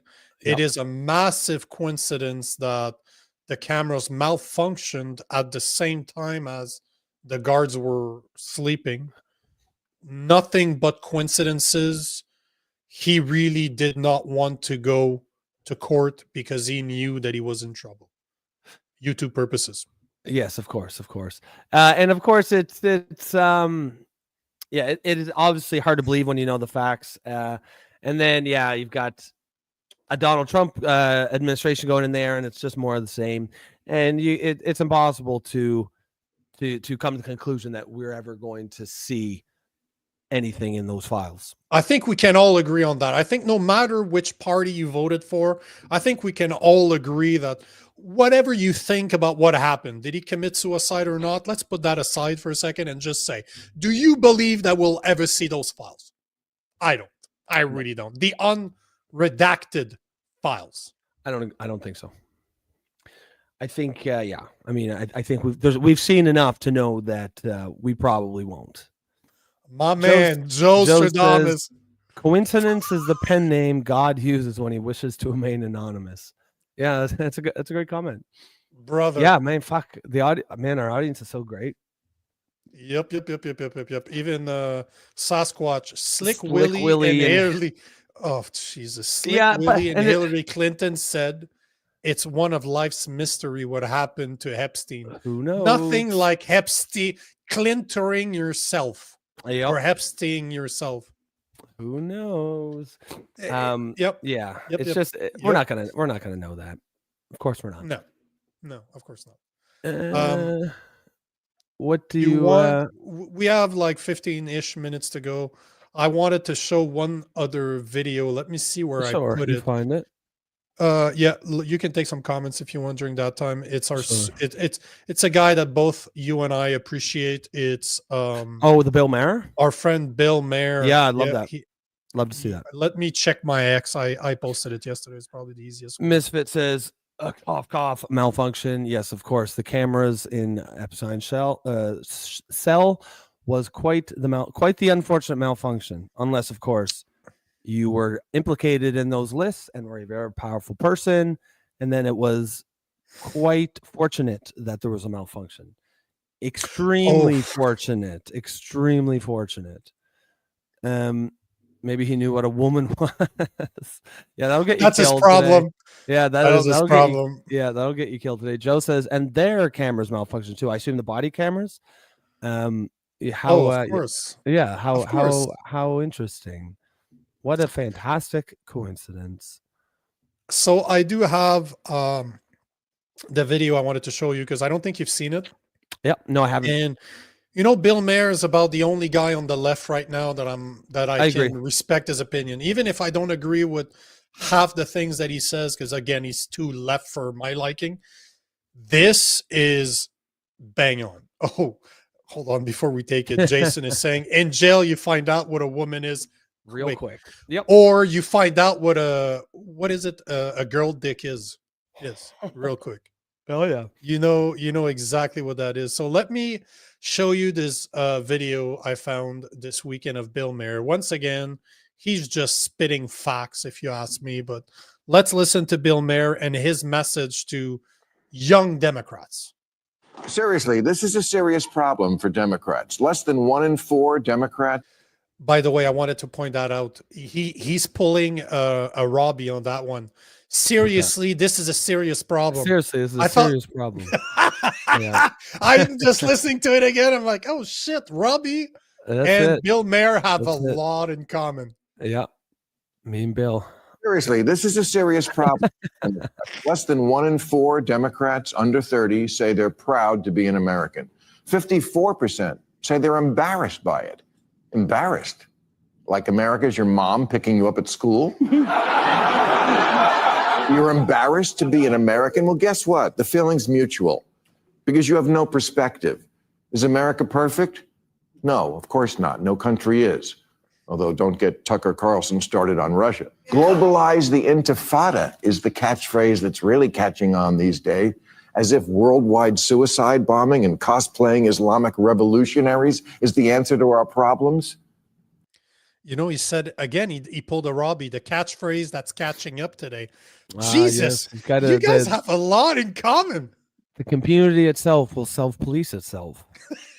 At an AOC Bernie Sanders rally in Idaho last month, someone threw a Palestinian flag over an American flag, and the crowd erupted in approval. What should have happened after that is one of the adults on stage should have told their young, loyal followers, this is not a symbol of freedom. This is.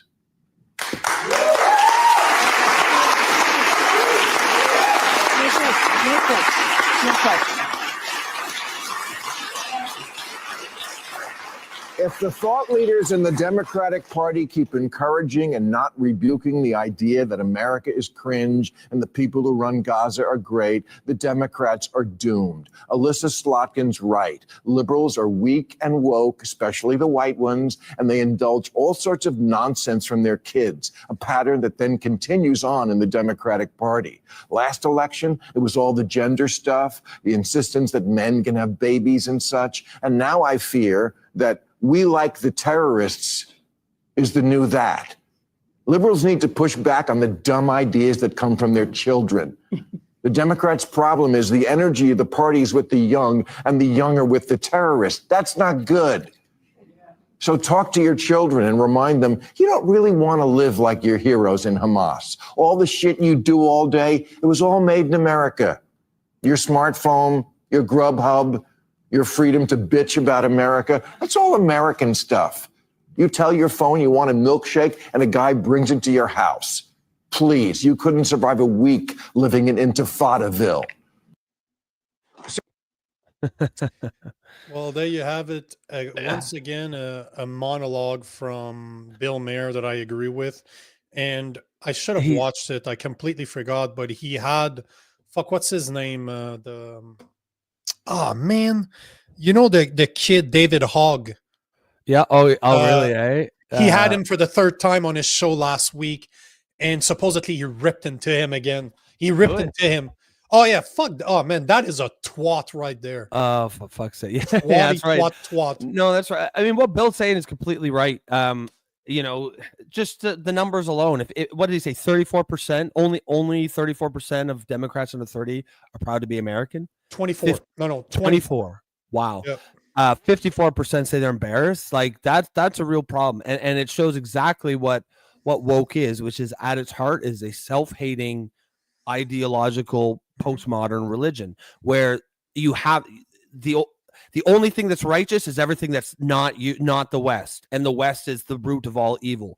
And it's how you get they'll criticize to high heaven the colonizers of the people the Europeans who came over and colonized the West, and yet will praise the Arabs of Saudi Arabia who spread out throughout the world and colonized all those areas, right? It's just if it's done by the West, it's evil. If it's done someone outside the West, it's great, and it's really that simple. And it's just a morally rotten and shows a moral decay of liberal thought. And I think Bill is a great example of someone who the right kind of liberal, the kind of liberal that I consider myself. And I think unless the left can get back to that place of classical liberalism, then they're going to be in for a whole lot of losing, because most people don't agree with it. Most people do not agree with it. I figured you'd like it. That's why. Yeah, I do. That was a great I shared it because I show Bill Maher all the time. When I agree with him, I agree with him. Sylvie's saying, isn't Bill an Israel supporter? I believe he's Jewish. And I also think at least what I have here, he's not. He's agnostic, atheist. No.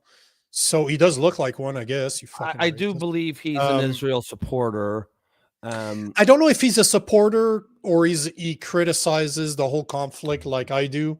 Like I'm neither. Like I don't support Israel, nor do I support Palestine either. Like at the end of the day, I don't give a fuck. I'd rather concentrate on what's going on in North America personally.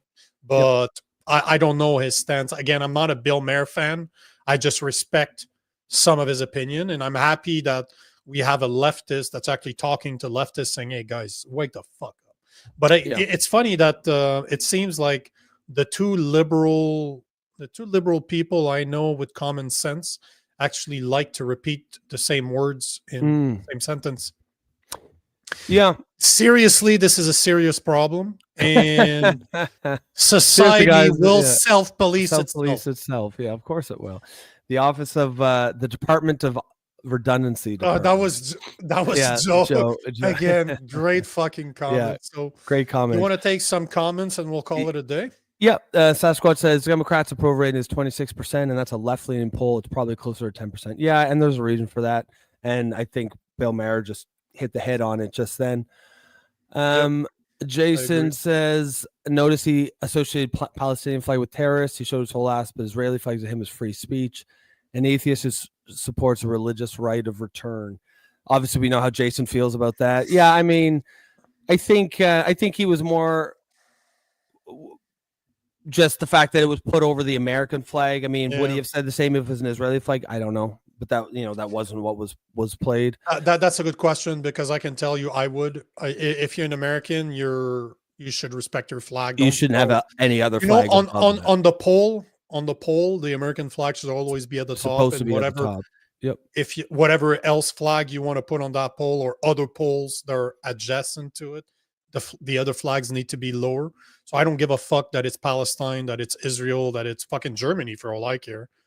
Respect your fucking flag. There's nothing to be ashamed of being American. I'm ashamed to be Canadian because we're becoming a communist country, and most of our people are just like, oh yeah, that's okay. Carney's gonna stand up to Trump. Yeah. Jason says that might be the last lefty who's America first. Yeah, there aren't many of us, Jason. No, I agree. Wise guy, I agree with Nico. It's none of our business. Just leave it over there and stop importing it here. Yeah, I mean, I think that's in the past, I felt maybe there was a place for America to sort of be the policeman of the world, but they keep fucking it up, right? They first fucked it up with Vietnam, and then came Iraq, and then Afghanistan, and at some point you're like, okay, it's just stay out of it. Just stay out of it. It's clearly not doing anything. It's not helping anything. Just let them deal with their own problems. We got enough problems over here. So Sasquatch is. Oh, sorry, man. I was just saying, yeah. So I agree with that as well. Sasquatch Chronicles is saying, "I wish all these idiots in America who hate this country would immigrate to Canada. It's far left utopia. There they can each other. Oh, dégueulasse. They can eat each other's farts. Climate change. Man, this is one thing I've been saying for at least 6 months to a year now. If there's anybody in the U.S. that wants to become Canadian, Trump. Trump right now has hinted, I think it was in January, that he would find a way to maybe give citizenships to Canadians. I'd love to do it. I would do it in a heartbeat. Just fucking tell me where to sign. I need 3. I would highly exchange it, but we could do it even further. We should, that's what Trump should do. Trump should say that there is a way for right-leaning Canadians to go to the U.S. and do an exchange to left-leaning Americans to go to Canada. So if you're part of that 76% of young Democrats that believe that the U.S. is the worst evil that has ever lived, give me 3 of you guys. We'll exchange our citizenship for yours. You come to Canada, we go to the U.S. It's a win-win solution. So problem solved, and you're injecting people that will probably be more patriotic than the average American. I'm more patriotic about America than the average American because I fucking know what it is to live in a country where I don't have the rights the Americans have. So Sasquatch, yes, as long as guys like me can leave. Or else keep your fucking Americans. Keep them. We don't need more lefties. Jason says, if I ever went to war, I would trust these two Canadians hosts more than some of these asshats. Bill Maher would run and hide. So would Cuomo. Appreciate that, brother. Yeah, I mean, I'm under no obligation or no fantasies about a lot of these people, like all these, very cushy, comfortable media types. They would not be going out. They'd be out the back door. They're not part of my zombie team. That's for them. No. Yeah, you don't want them down in the trench with you. There's no doubt. Misfit says, Nico, I think you're on to something here. I've been saying this for a long time, and I spent so much time in the US.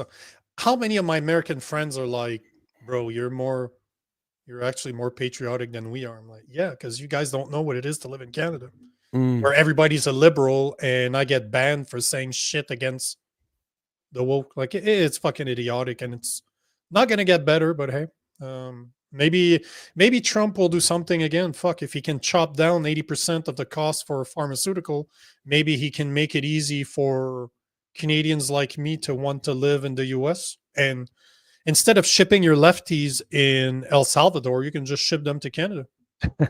Well, it's sing. Yeah, I don't know. Yeah, send all the gang members up just here. Just kidding. It's just a joke. Yes, we don't want them, but yeah.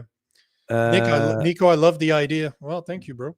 Yeah. Thanks, man. Misfit says, did you see the clip of David Eby saying people wanted to flee the U.S. and come to Canada?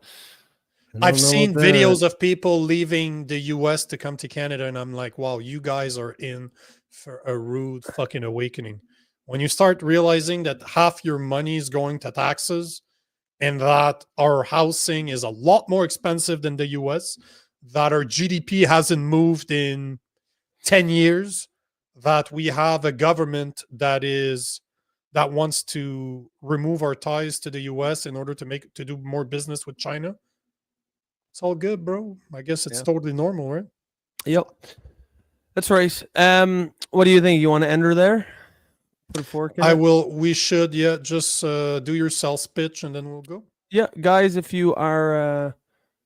I'll just take this last comment. Joe says, remember, kids, the pussification of the left only makes things easier for the right. Remember, 100 years ago, the left gave us the first union organizers and wildcats. Yeah, I mean, that's kind of, it's kind of where I stand too, Joe. It doesn't... if you're the way that the left has gone over the last 10, 20 years, all that does is allow the right to get elected. And I think you're going to see this trend pick up steam. And maybe that's probably what's required for us to start to course correct.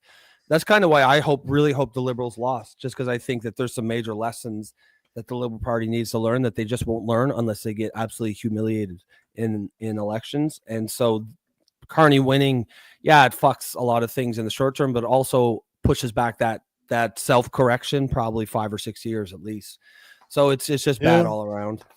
Guys, if you are listening from YouTube, remember and you appreciate the show and you think that there's value for this show, a place where people from all sides of the aisle can get together and just have open-minded discussions about their opinions, not be judged and not be shunned and not be shamed for that.